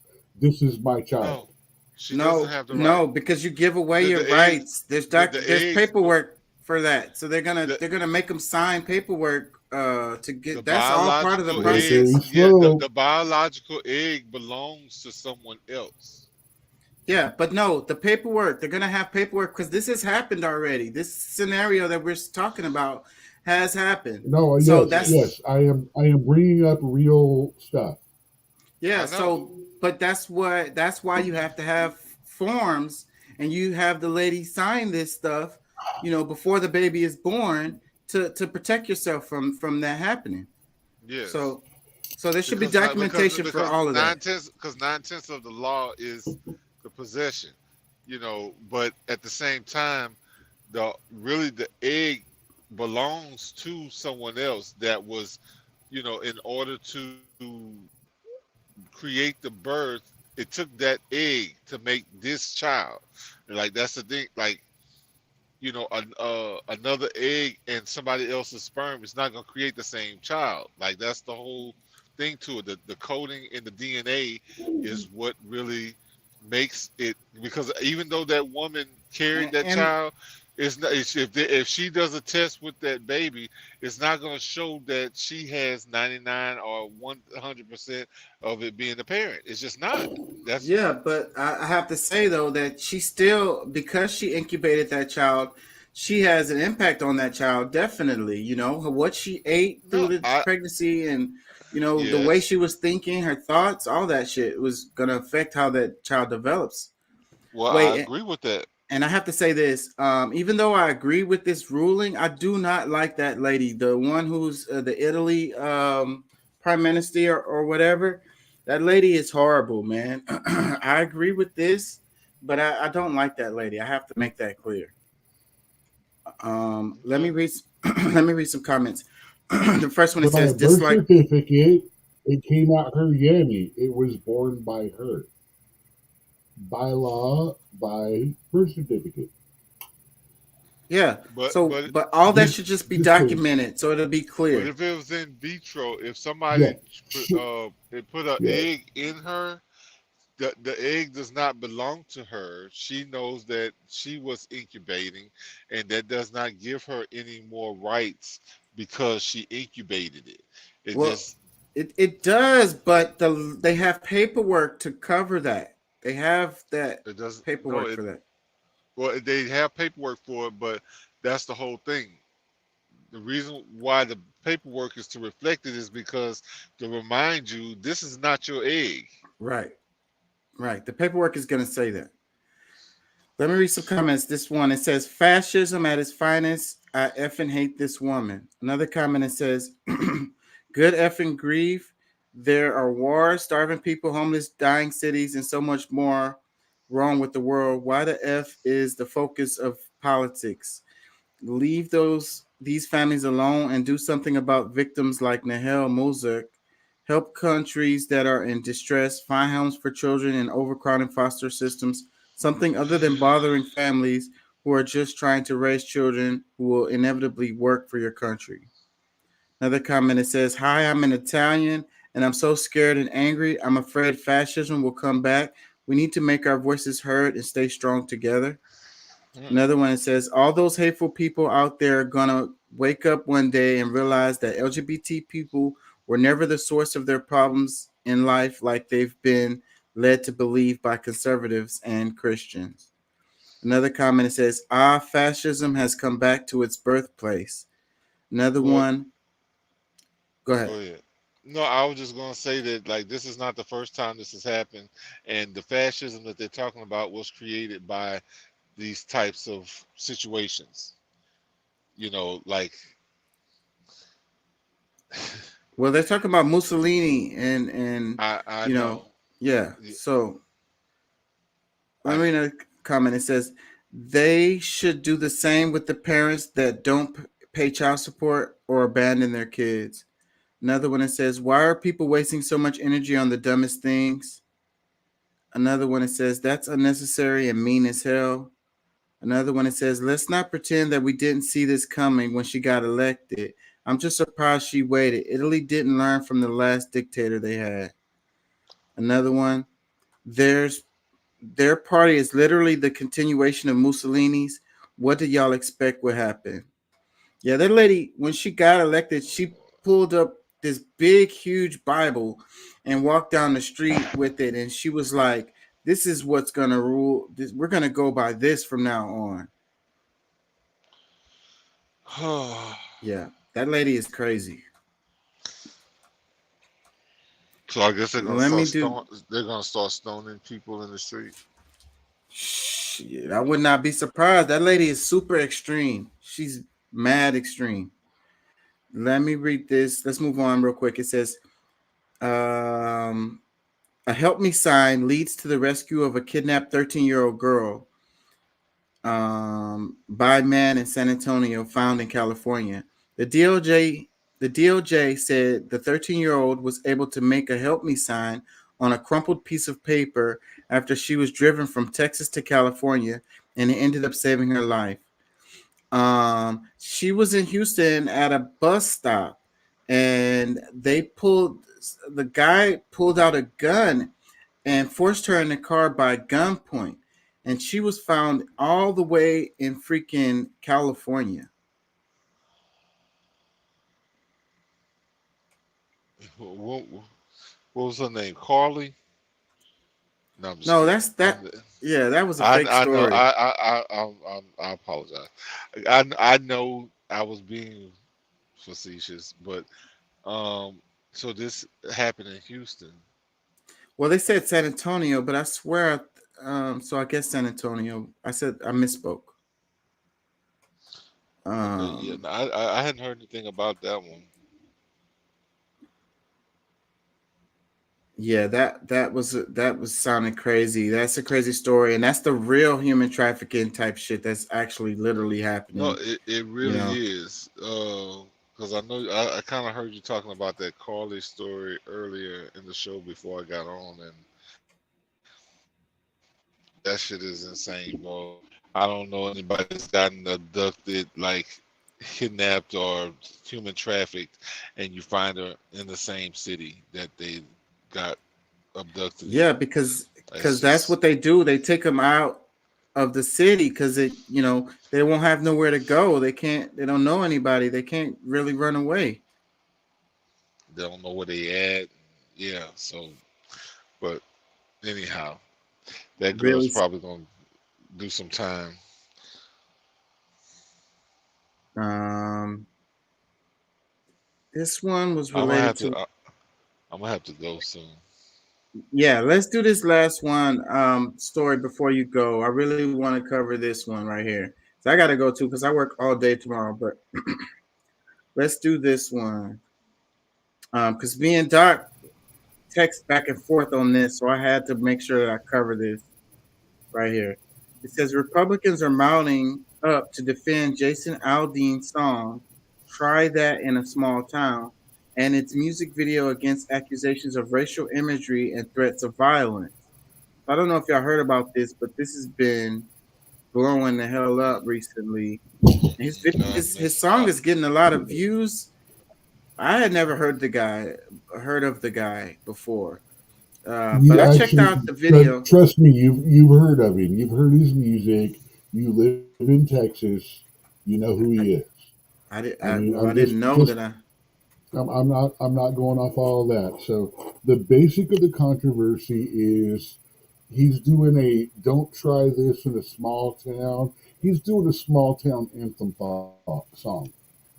The problem is he's using 2020 videos through the riots, carjackings, videos of stuff like that, and the performance of the video is at a place of a known lynching about 100 years ago,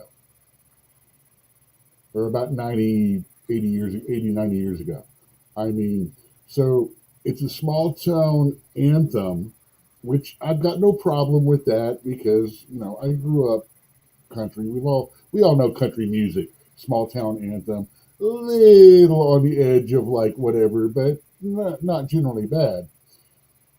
But combined with the imagery and the location, the video speaks of passive aggressive racism. So what I'm looking, what my question And that's is basically my, what. yeah, go ahead. Well, I I was guess just gonna that's the say that's sentiments of basically the what public you as said is well. basically right. That's what I was about to say. The internet, for the most part, that's what they're saying. And I watched the video before the show because I wanted to check it out. And I mean, I don't know, it didn't strike me really that much. Um, and listening to the lyrics, I mean, I guess I can hear it implying a bit, but it seems like they're making more out of this than it is. I don't know. I don't really see it that much. Yeah. Usually I'm the guy that's like whoa, rah, rah. But The location was done in bad taste. I'm gonna, I'm the white guy. I'm gonna sit here and go. You know, you should have probably not done that video at a site of a lynching. yeah, But the but song how itself, it's an everyday small town anthem. I mean, it's not that how big. A matter of fact, how it would not how do have you gotten know that popular if it wasn't for when this you whole watch the controversy. video? How do you know that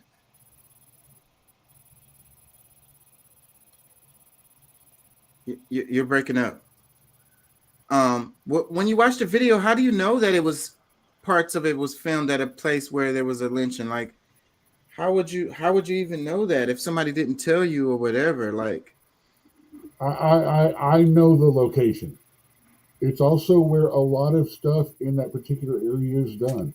They've done Hannah Montana had something filmed there.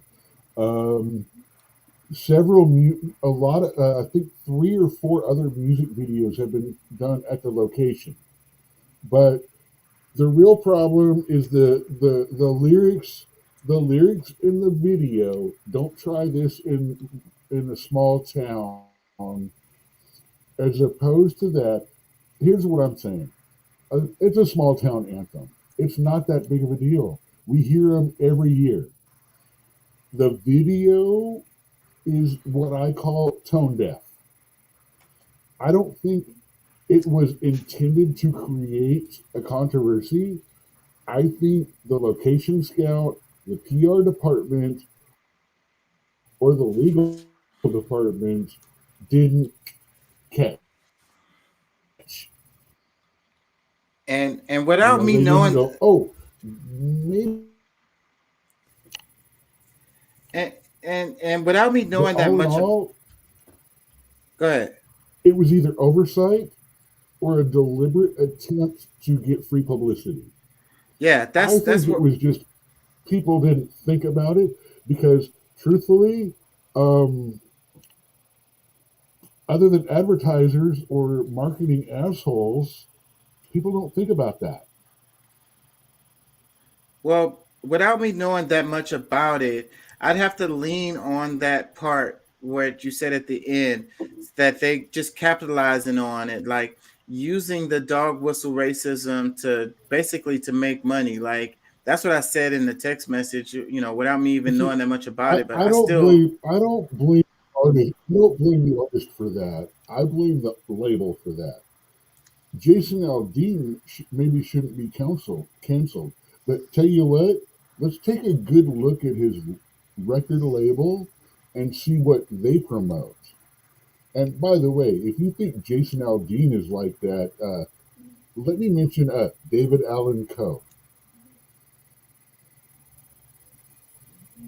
yeah.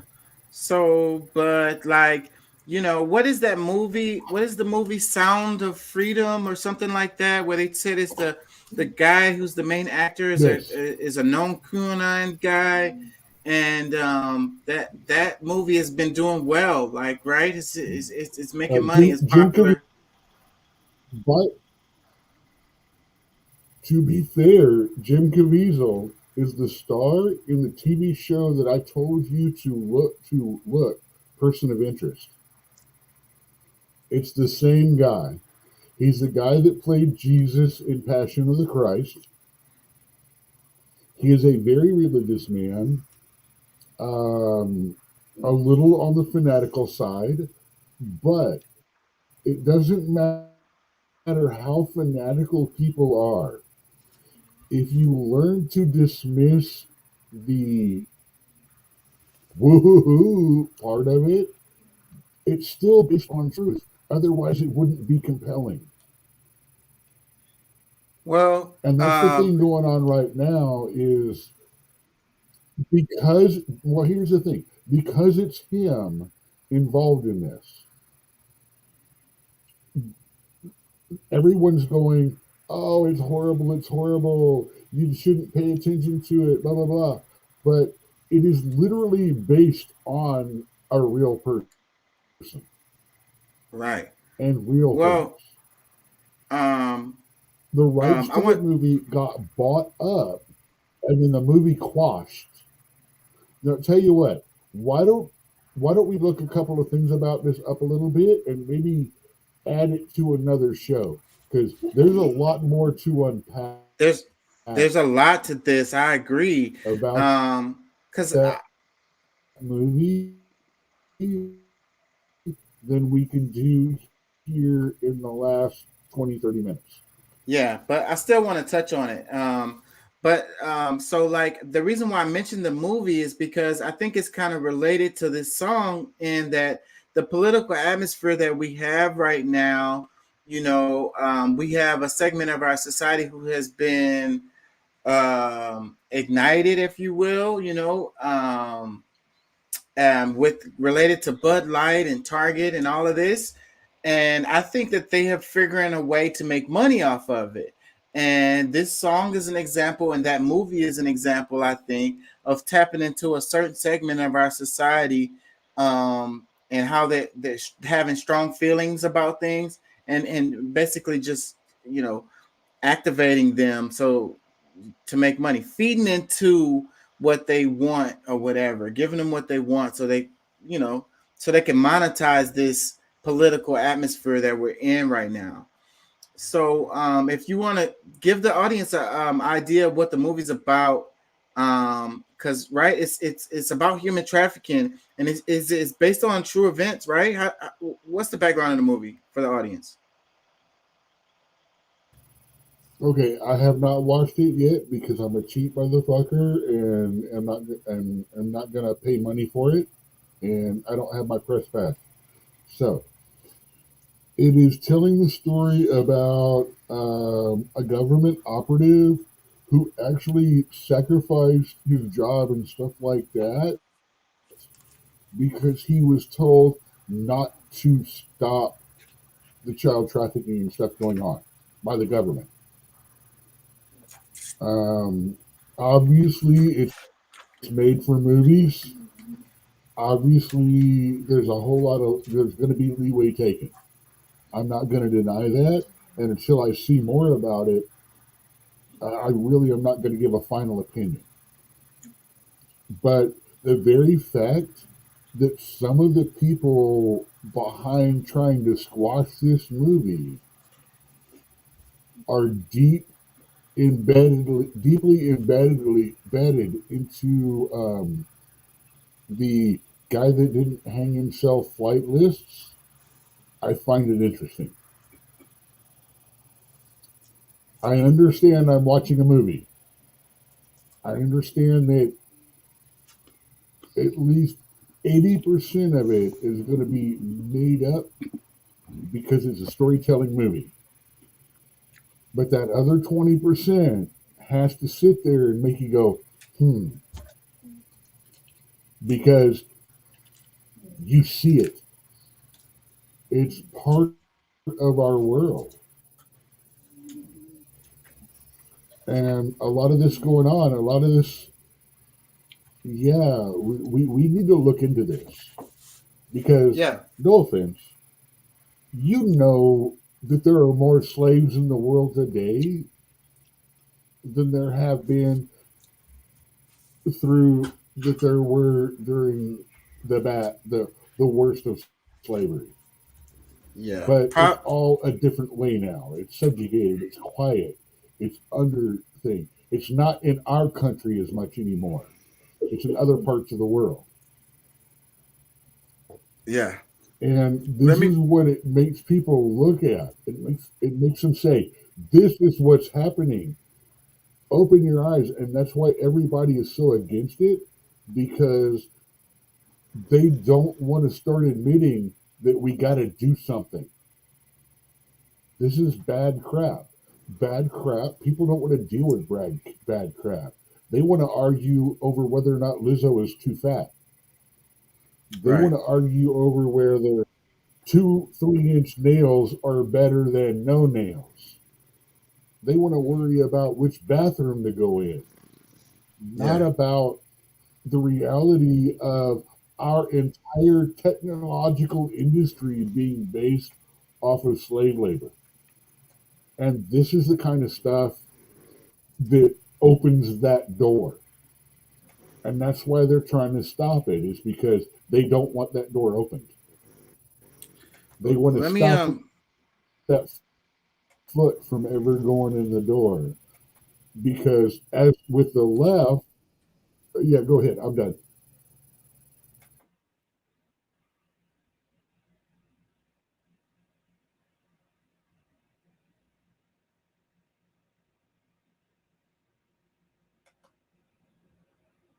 What happened? Did you mute yourself?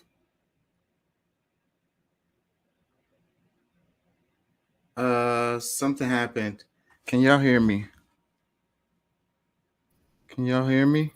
I'm having tech difficulties. I hear you. Okay. Let me read some of this article right here, okay? Republicans rush to defend Jason Aldean and try that in a small town by Sarah Fortinsky, 7/21/23, 3:02 p.m. It says Republicans are mounting up to defend Jason Aldean's song "Try That in a Small Town" and its music video against accusations of racist imagery and threats of violence.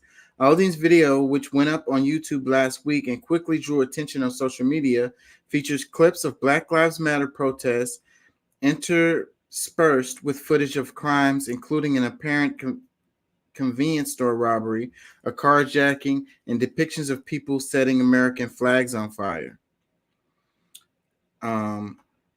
It's got some parts of the lyrics right here. It says, "Stomp on the flag and light it up. Yeah, you think you're tough," he sings. "Well, try that in a small town. See how far you make it down the road." But perhaps what raises the most eyebrows is the location where the video was shot. The Maury County Courthouse in Columbia, Tennessee in 1927, 18-year-old Henry Choate was famously lynched at the courthouse. His body hanged off the balcony after he was accused of assaulting a white girl who never identified him. The building also played a part in the Columbia race riot of 1946. Okay, it's making more sense to me now. In the Aldean video, images of recent demonstrations and destructions are projected on the courthouse, from which hangs a large American flag. Full of good old boys, raised upright.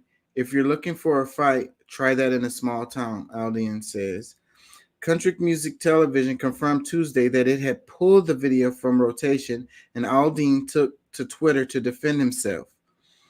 In the past 24 hours, I have been accused of releasing a pro-lynching song, a song that has been out since May, and was subject to the comparison that I, direct quote, was not too pleased with the nationwide Black Lives Matter protest.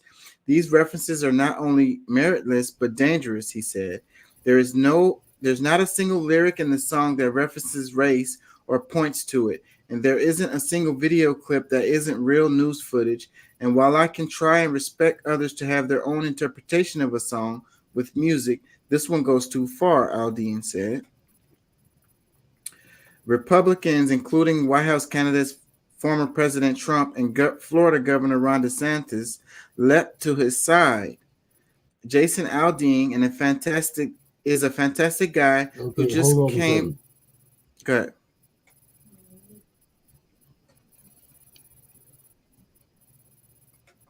Go ahead. What were you going to say?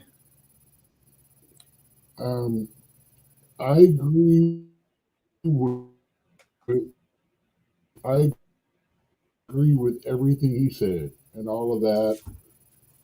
There's not really racist, but the video combined with the lyrics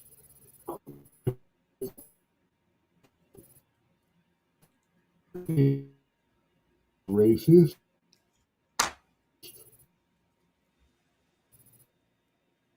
I will say it was tone deaf.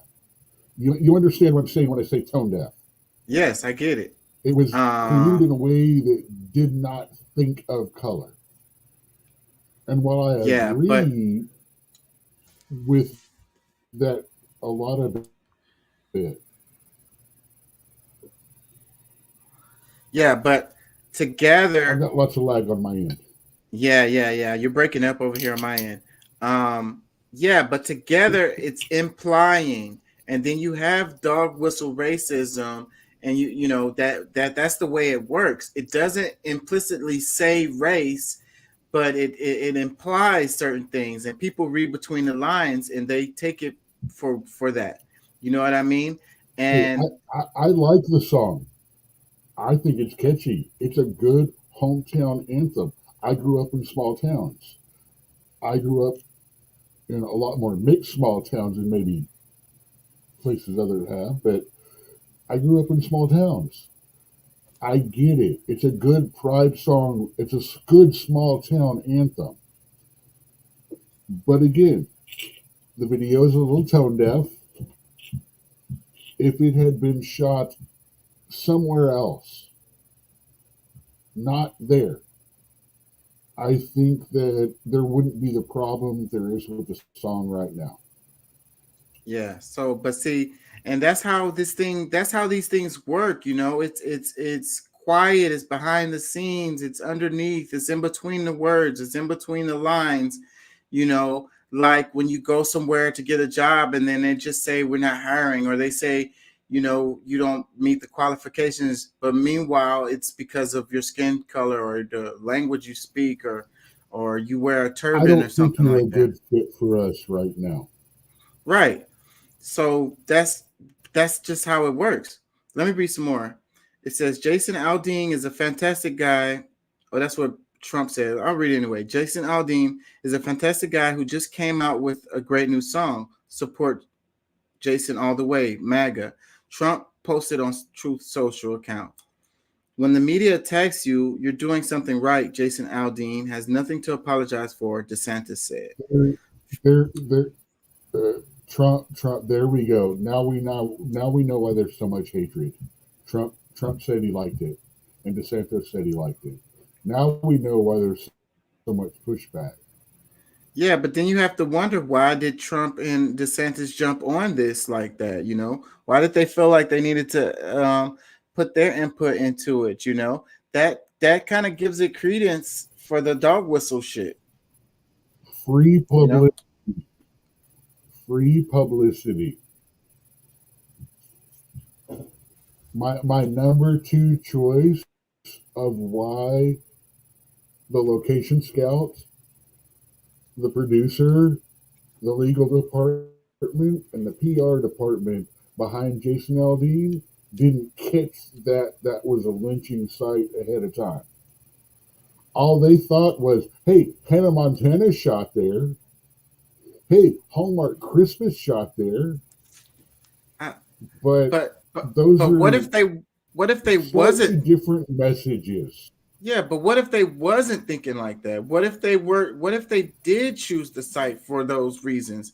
And you know, the whole thing with the Black Lives Matter Well, protesting, like earlier. that's my number two. Now,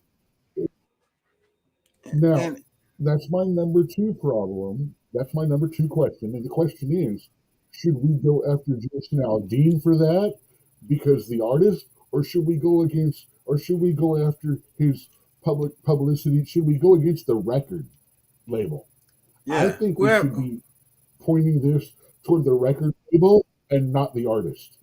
Yeah, whoever made those decisions, you know, because like earlier, because it's tapping into something. Because earlier we did the story about how in New York they're giving the money to the people who did the Black Lives Matter protests, and the police did whatever they did to them, and a judge declared that, you know, that something wasn't right, and decided to give them money. And like all of the comments underneath that story was all like, you know, New York is shit, New York is hell, they're stupid for doing this, the Democrats shithole, da da da da da da da. And like I say, so that's a sentiment. That's so this is tapping into that when you're using those images of the Black Lives Matter protests in the video, linked with shooting the video at a place where that was lynched, you know, a famous lynching, you know, all of that tied together, Like you I know. say, tone deaf. But I'm not going to call it racist because maybe not, but it is deaf to the tone of the world and deaf to the tone of racism right now. So I think It that is deaf to the tone of color. It's tone deaf. Yeah, I You get ain't that, you but ain't listening. You ain't getting it. You're not on that frequency. It's tone deaf. I get it. I get it. What you mean by that? But I don't want to point at them and say racism, but I yeah, will point at them and say you're tone deaf, dude. yeah. Get better. Well, I Do think it's better. I think it's giving them too much benefit of the doubt, because how could you not know that those But the difference is we give both sides millions of dollars with the controversy, or we give you the ability to answer, are you tone deaf, stupid, or what? yeah. So yeah, they need to answer those questions. Let me read a little bit more. It says, fellow 2024 contenders Vivek Ramaswamy and former United Nations Ambassador Nikki Haley are also embracing the song, playing it at Thursday campaign events in New Hampshire and South Carolina, respectively. So these people are using it as their freaking campaign songs now. It says, I hope you loved my playlist before I came on, Haley said. Conservative voices in the media denounced what they saw as a prime example of cancel culture, but LDN has arguably benefited from the controversy. The song shot up to #1 on iTunes. See, I think, like I say, I think that you got people that's just trying to make money off of this, and that's like they don't care one way or another. They are smart enough to realize how, that's why I mentioned the movie related to this, is because they are smart enough to understand. No, the movie is not related to this. Well, in They're the fact, no. They're two different things. You cannot put them together. They are two different things. I'm not saying that they're not. I'm saying the connection I'm making is making money off of it. Now, I don't think, like I'm saying, is these people don't really care one way or the other. Like, I don't think that it's all about dollars. It's not about like being racist. It's about tapping into. You don't understand. I do not understand where you're coming from. Color of Freedom and this song being related the same way. Because it's the same audience. It's catering to a particular audience. Okay. And like I said, no. Okay, wait. Stop making decisions about Color of Freedom until you watch it, please. Let me read some more. It says, in an interview with The Hill, music historian Don Cusick rejected the idea that Aldean and his team could have been ignorant of the Maury County Courthouse past. Obviously, Aldean wanted to set off a bomb, and he did it. That decision of location was not picked accidentally, he said. Cusick, who was recently inducted into the Western Music Hall of Fame in the historian category, said that there are lots of ways of looking at the Try That in the Small Town video as an honest expression of Aldean's beliefs, as a strategy to increase sales, and even as a two-way conversation with the MAGA base to show Trump that he's behind him and would like to play golf with him again someday. At its best, the Aldean video is a celebration of rural small-town America, he said. At its worst, it is a divisive song that drives a wedge between rural and metro America and prohibits a common bond from emerging for all Americans. Let me read some more. It says, in addition to accusations of racism, the song's second verse drew strong criticism from gun reform advocates. Got a gun that my granddad gave me. They say one day they're going to round up. Well, that's S. Might fly in the city. Good luck, Aldean sings.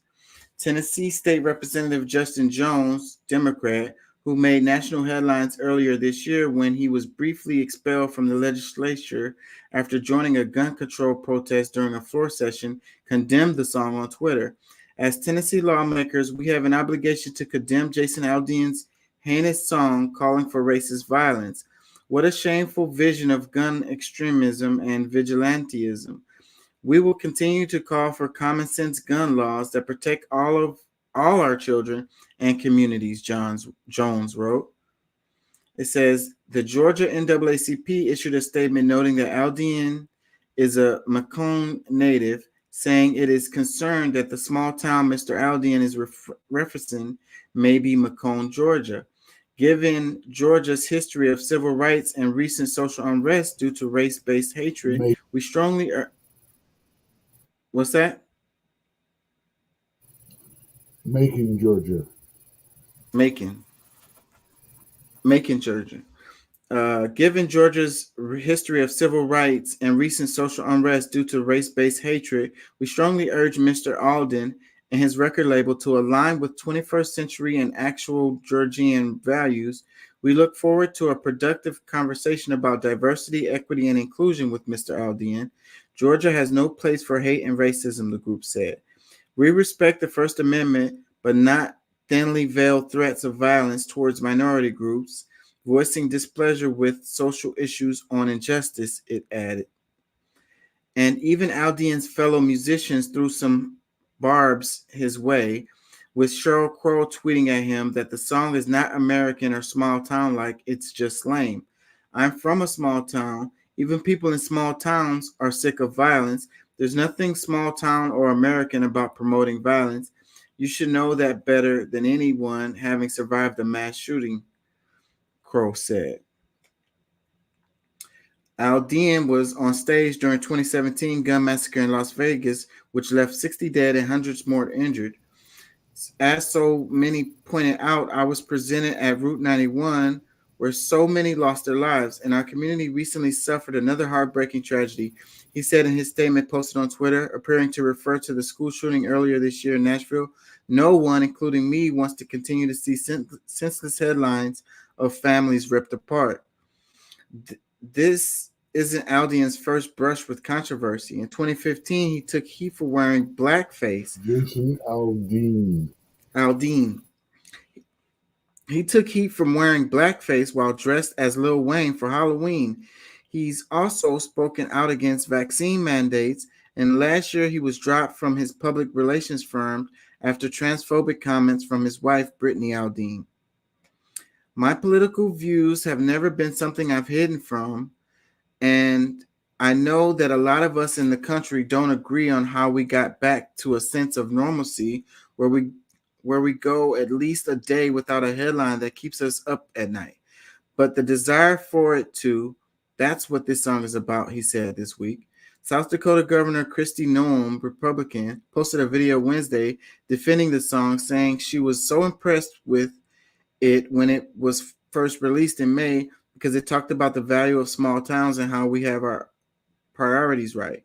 I'm shocked by what I'm seeing in this country with people attempting to cancel the song and cancel Jason and his beliefs, Noam said, and him and Brittany are outspoken about their love for law and order and for their love of this country, and I'm just grateful for them. I think a lot of times people that go out and fight every day on these important issues and have an opinion and remember the freedom and liberty that this country was founded on get persecuted for it. Oh, snap. And we're seeing that the Aldeans right now and the songwriters that worked so hard on this, she continued, and I just want them to know that we support them, we love them. Thank you for writing a song that America can get behind. Noam invited Aldean to come to South Dakota and sing the song on the governor's residence front lawn. Cusick, the music historian, said it's definitely a red meat song for the Trump MAGA crowd. For that group, it's a home run. But for many others, it's a strikeout, with people striking out against others who don't feel the same way. In spite of showing love for small town, it's a nasty song hidden in small town praise, he said. So that's it. Y'all got comments? Let's see. Do they have some tweet comments about it? Okay, I'm cut out of the regular comments. I can't join the chat in StreamYard, so I don't know if there's been. Normally, I tell you when people are commenting. I can't tell you right now. Part of my it's part of my difficulties, not yours. Oh, I thought that maybe somebody could have reported or something, and maybe that caused it to happen. You know how we do on the right side. You know how it's got Yeah. private chat and comments in our StreamYard. It shows Right. from all the platforms. I Right. cannot access the comments from all the sections right now because of my tech difficulties.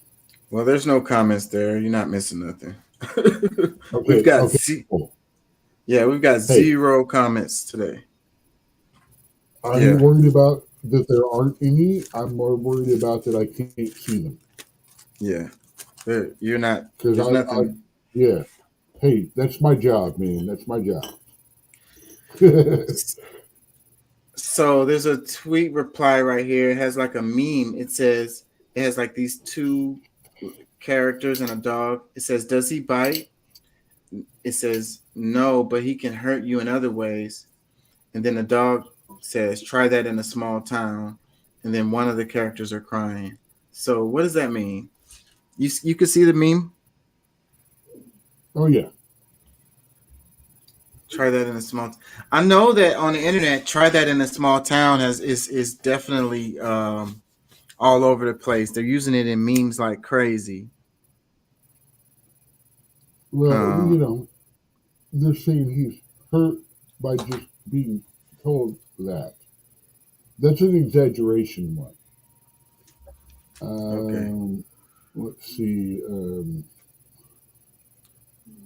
Let me see if I can send you the one real quick about how easy it is to trigger a certain part of society. I sent it in the chat group. I think I can drop it on your messenger there real quick. Look, someone says try that in Compton. Look, somebody says try that in a ball gown, and they got Aldine with the dress. Oh on. no, that's great. I like that. And it's a rainbow I'm dress. a fan of that, and if I was that particular star, I would put that on my own Twitter page and go, "This is awesome. I love that." This one, it says Uvalde cops cowering behind their vehicles, softly whispering. Try that in a small town.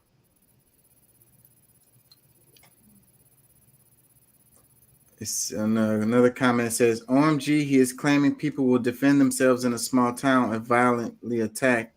Arrest that evil Klansman. Okay. I got to say something about all these guys completely shredding the Uvalde cops. You're a tiny town in the middle of nowhere. You got maybe 8 cops total in your whole friggin' department. Some crazy, what the freak is going on in my town thing is happening.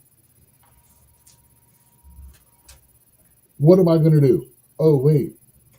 I now, in this day and age, have to worry about how is the media going to perceive this? What do I do? I'm not going to make the decision. Call myself up. Call the next one. No one wants to be the one that goes in there and just shoots the fucker. Because, oh wait, I'm a white guy. Maybe, oh well, if I go in there and trigger him, he may shoot them all. There's so many freaking questions going on in that situation at that moment.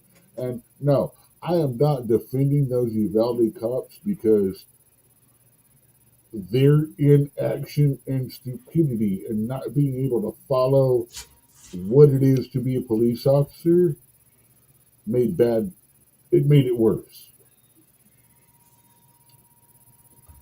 But at the same time, what about all these things?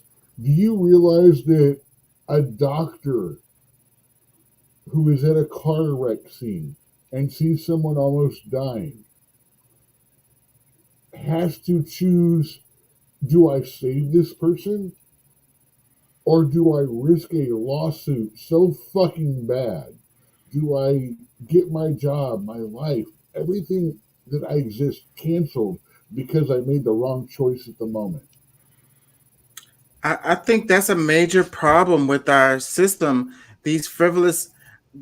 Um, th- th- there was a case recently where there was a kid who burnt their mouth on a chicken McNugget, and they won the case, and McDonald's had to pay them all kinds of money. Like this just came out last Did week the or so. parent not know it was that hot when they put it in their freaking mouth? Like I think this is so ridiculous, and that is the problem. Like we need to stop that. We need to stop that. Everyone is always like, "I'm gonna sue you." Oh, I'll just sue them or whatever. It's like, oh, you get injured at work, and they're like, "Well, I'm just gonna sue them, and then I'm gonna own the company." But this is not a functioning system, at all. But deal with the problem. Like if it's a job and people are getting hurt, then fix the issue that people get hurt. You know what I mean? Instead of paying out the lawsuit, like fix the problem, And these frivolous ass Oh no, suits. that's the thing. No, they're paying out the lawsuit not because it was a real problem, but because they didn't have a warning label already. And that's bullshit. That's bullshit. Like that's so much bullshit. So that is what is causing people, like you said, that's Do a you realize deterrent. how much money was spent on lawsuits and payouts and stuff like that before they put a label on a hairdryer? Do not use a plug-in hairdryer. Do not use in the shower. And it's so stupid. It's so dumb. It's so retarded. We really I don't I just wish that more people would just be. I think people are on board with it because they feel like they can get paid. Like that's all they care about is all they care about is getting paid. They don't care about like the system being fixed. Like like you said, the reason that you don't want to do CPR on somebody because you're scared they're gonna sue you, and you were just trying to save their life. Like that's where we need to fix. We don't need these people and these frivolous lawsuits. There shouldn't be incentive for people to Oh, sue these people. And then the other side, here's the better one. Oh my God, you broke her rib giving her the Heimlich. I'm going to sue you. Oh, wait, you didn't give her the Heimlich and you knew how to do it? I'm going to sue you.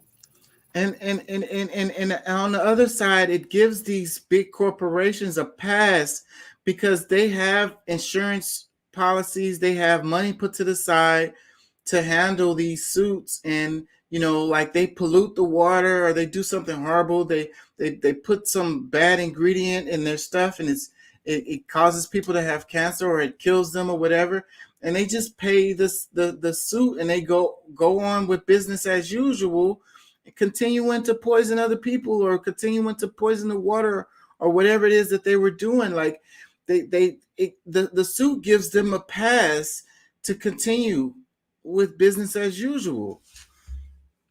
It's fucked up on all sides. That shit is fucked up.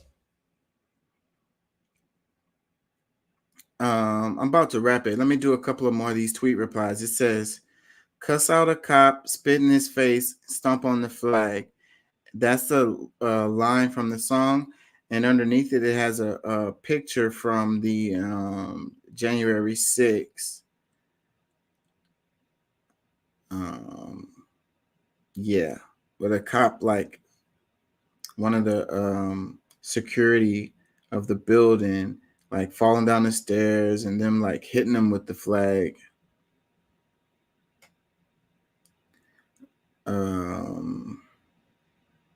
Let's read another tweet reply. It says, it's way more than just Republicans that like the song and video. It jumped to #1 on iTunes. Another comment, it says, racist imagery. All the music video shows is left-wing extremists lighting crap on fire. Are we at a point where the leftist extremists are protected? I hate how they put people in these groups like this. So all the people that were at the protests, the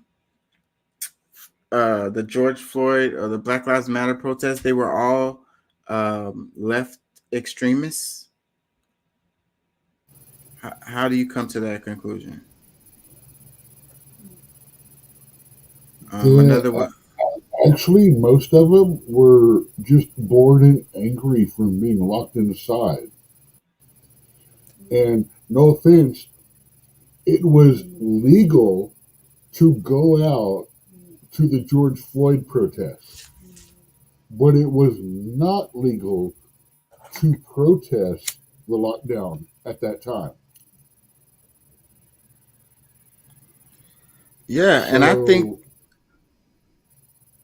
and I always go back to, because when COVID first started, there was huge protests going on in China at the time. Huge protests all across the country, and then COVID happened, and they made everybody go inside, and then they made it illegal for them to come outside, and they was arresting people just for coming outside. So that squashed those protests completely.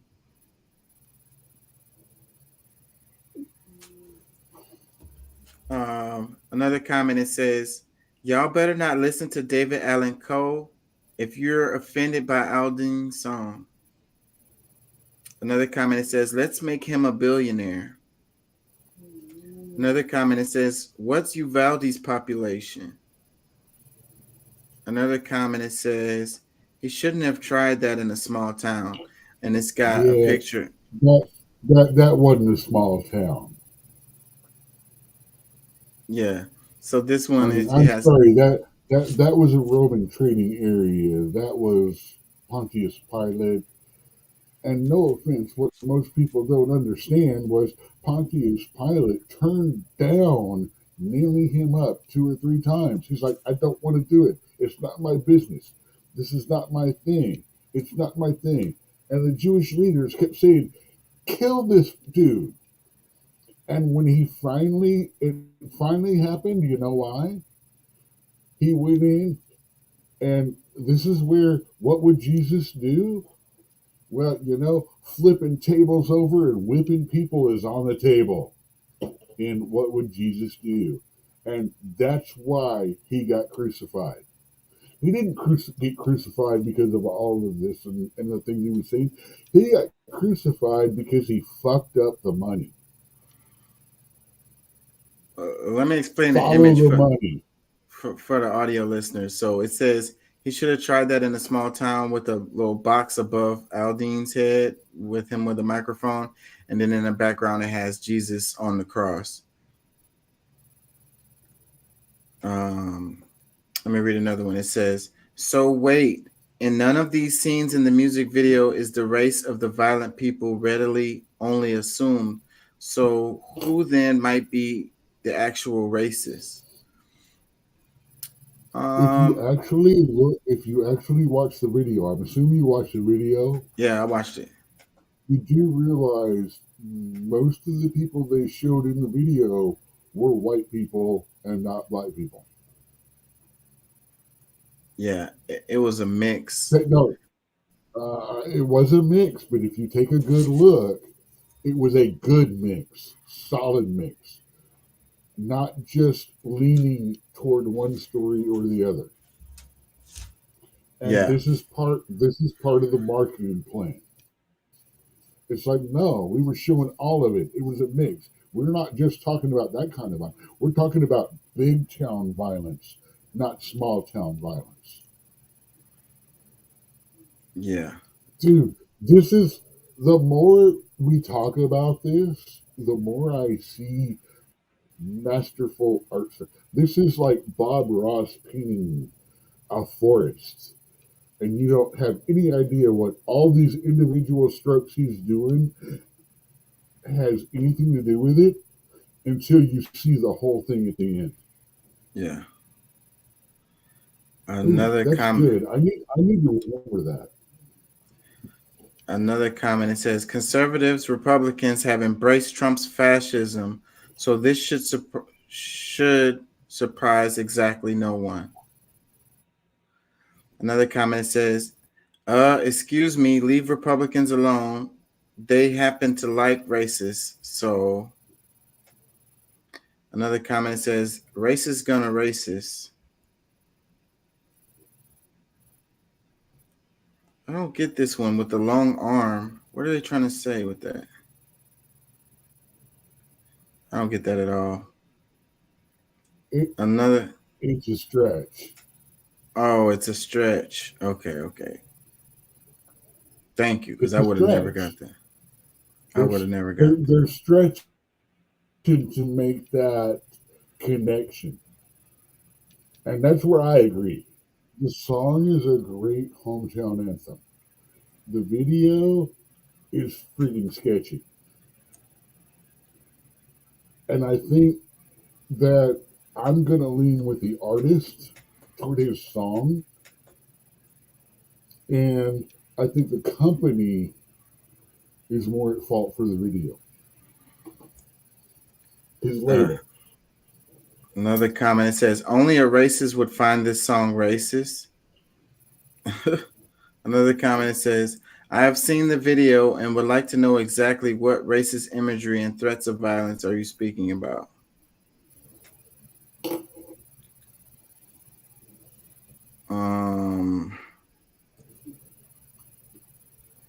Yeah, a couple more and we're going to wrap it. It says, Republicans are becoming more and more of a sick joke. Wake up, America. It says, racist imagery. You mean actual footage of Black Lives Matter riots? Another one, it says, conservatives just love these culture wars. Another one, it says, the grievance of the week has arrived. That's a really interesting comment right there. You know, the every week, you know, it's something to like fight about that's like don't have anything to do with, you know, fixing our problems or whatever. Like just another ass distraction, just another freaking hot button topic to freaking argue about that really doesn't really matter. Like, And we got distracted. So now all of a sudden, both of us need to Google what happened this week while everyone was talking about Jason Aldean. yes.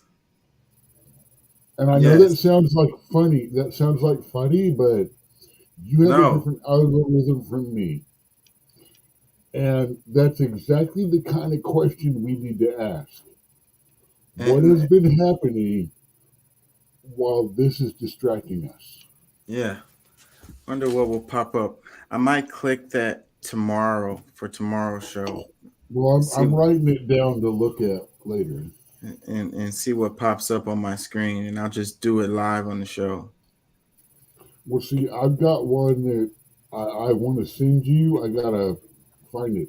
It's I sued my parents for support because I did not consent to be born.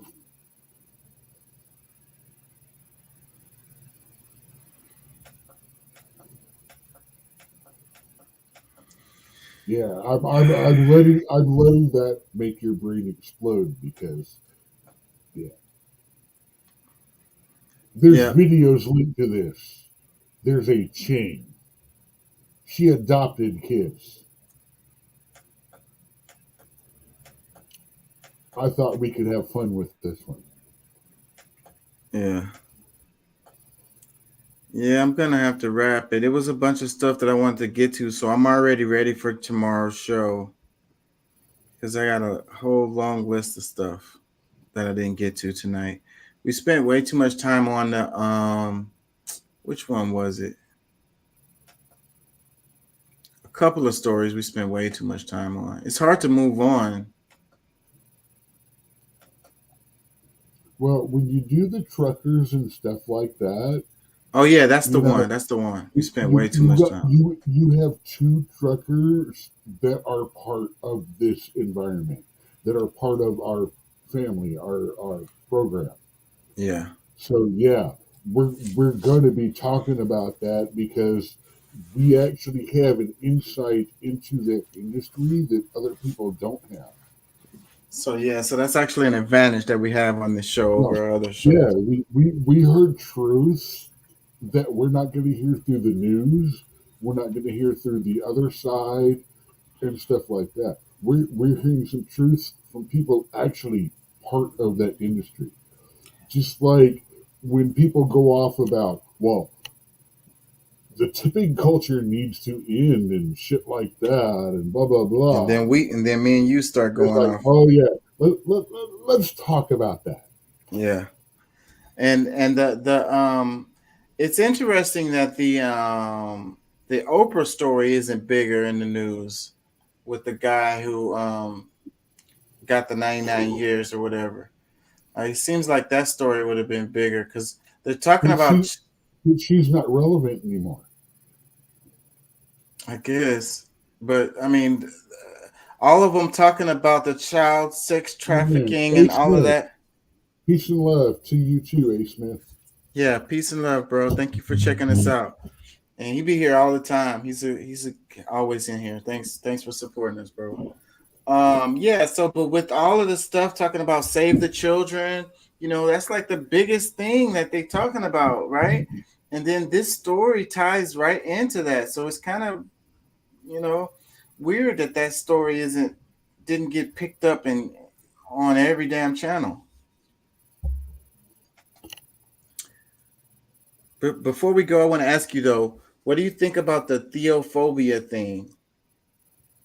What is that? Wow, there are so many levels of theophobia. I mean, how many atheists are actually theophobists? I know that sounds weird, but I mean, you are afraid of God or there being a God. Does that mean you are afraid to answer for your lifelong actions, for the choices that you make, because you are afraid that you will be judged? I mean, I fight with atheists all the time because they have a problem with me saying that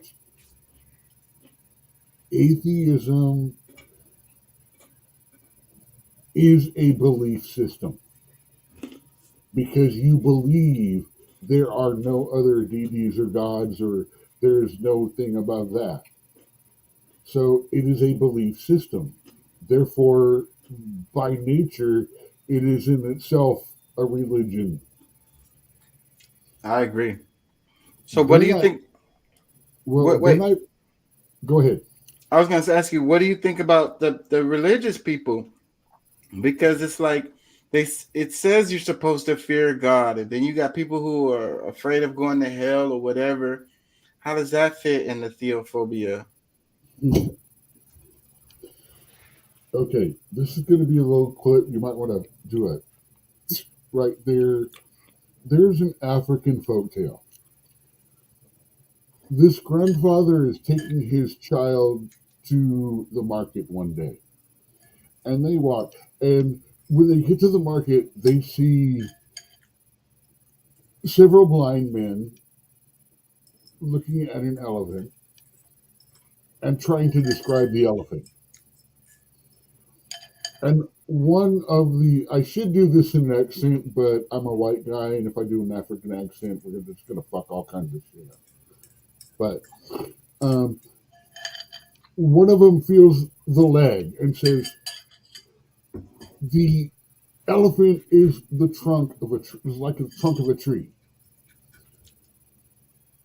Another one feels the nose and says, no, the elephant is like a snake. One feels the tusk. No, the elephant is like a spear. And another one feels the ear and it's like, no, it is like the birds flying in the sky. And the grandfather looks at this and says, "Oh, this is such a great place to teach my child the way people see God. Because everyone touches God in different ways, but sees different things." And he's welling up. He has tears. And in this moment, he looks down at his son, who pulls on his collar and goes, "Grandfather, why are all those men teaching the elephant? It's creepy." And they walk on to the market, and the grandfather thinks to himself, that is perspective.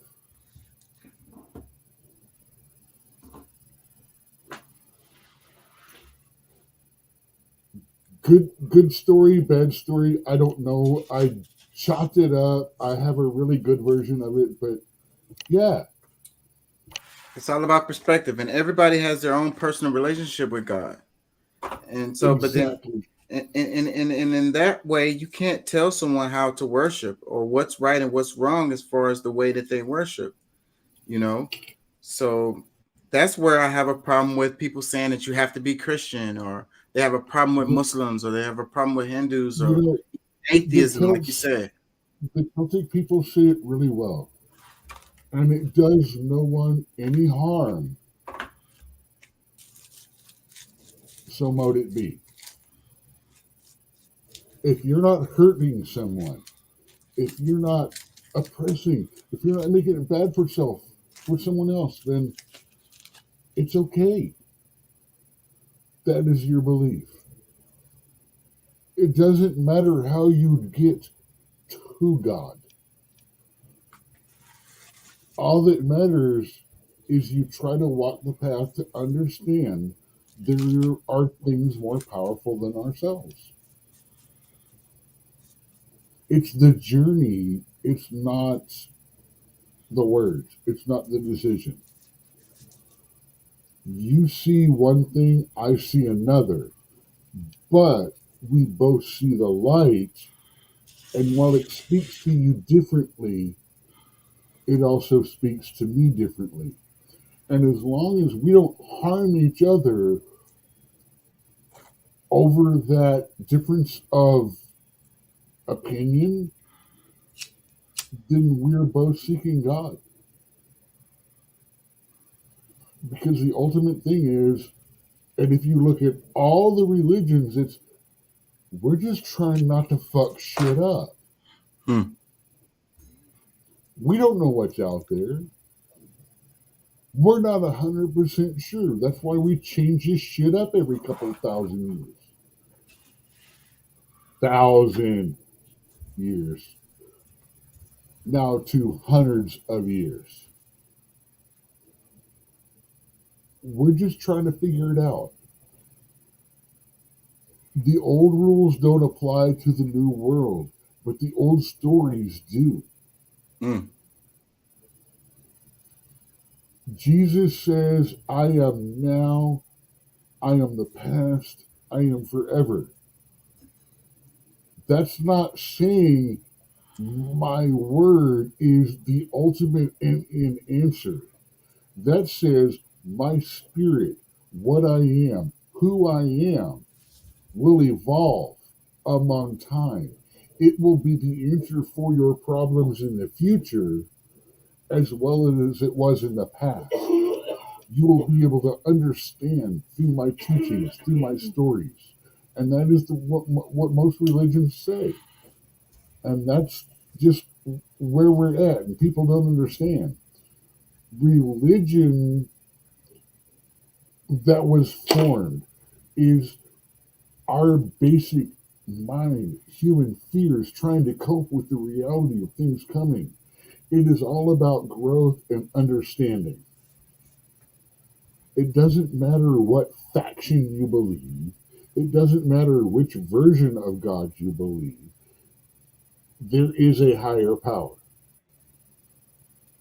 You get this through everything about, you see the function, you see the form. I mean, randomness does not create squares and blocks and the things that we see. It creates a fractal anomaly. And only by understanding that do you understand that everybody's approach to religion should be different. Right. Because you cater your relation to God, the ultimate power, through what you've learned. And the idea is to make you a better person, be a part of a higher reality. Mm-hmm. And I think people need religion, you know. I'm I gonna think leave, I'm gonna leave it about there. yeah, we need it. It's a good thing, you know. We need faith. We need understanding. Religion is not necessary. Well, for some people, I think it's necessary. It's their bridge to that, you The know. understanding that there is more beyond us is enough. I can roll with that. All right, man. I'm gonna have to wrap it. I gotta get up in the morning. It's already morning. I gotta get up in a few hours. So peace and love. Thank y'all for No listening. Thank problem. y'all for I've got joining. really weird stuff. I went where they really have to reset my. And if you can, see if you could find an article or a video related to the movie so we could talk about that tomorrow. And send it to me. I'm gonna try to find a copy of the movie and send it to you. I can't play that. I'll definitely get a copyright ding. I'm not talking about for the show. I'm talking about so you can see the movie instead of. And I'm going to tell you this: you need to wait to make your decision on the movie until you watch it. And everyone on this show, I'm going to have to say the same thing. This is where I'm saying, put a couple of bucks, whatever it takes. Watch the movie before we discuss it.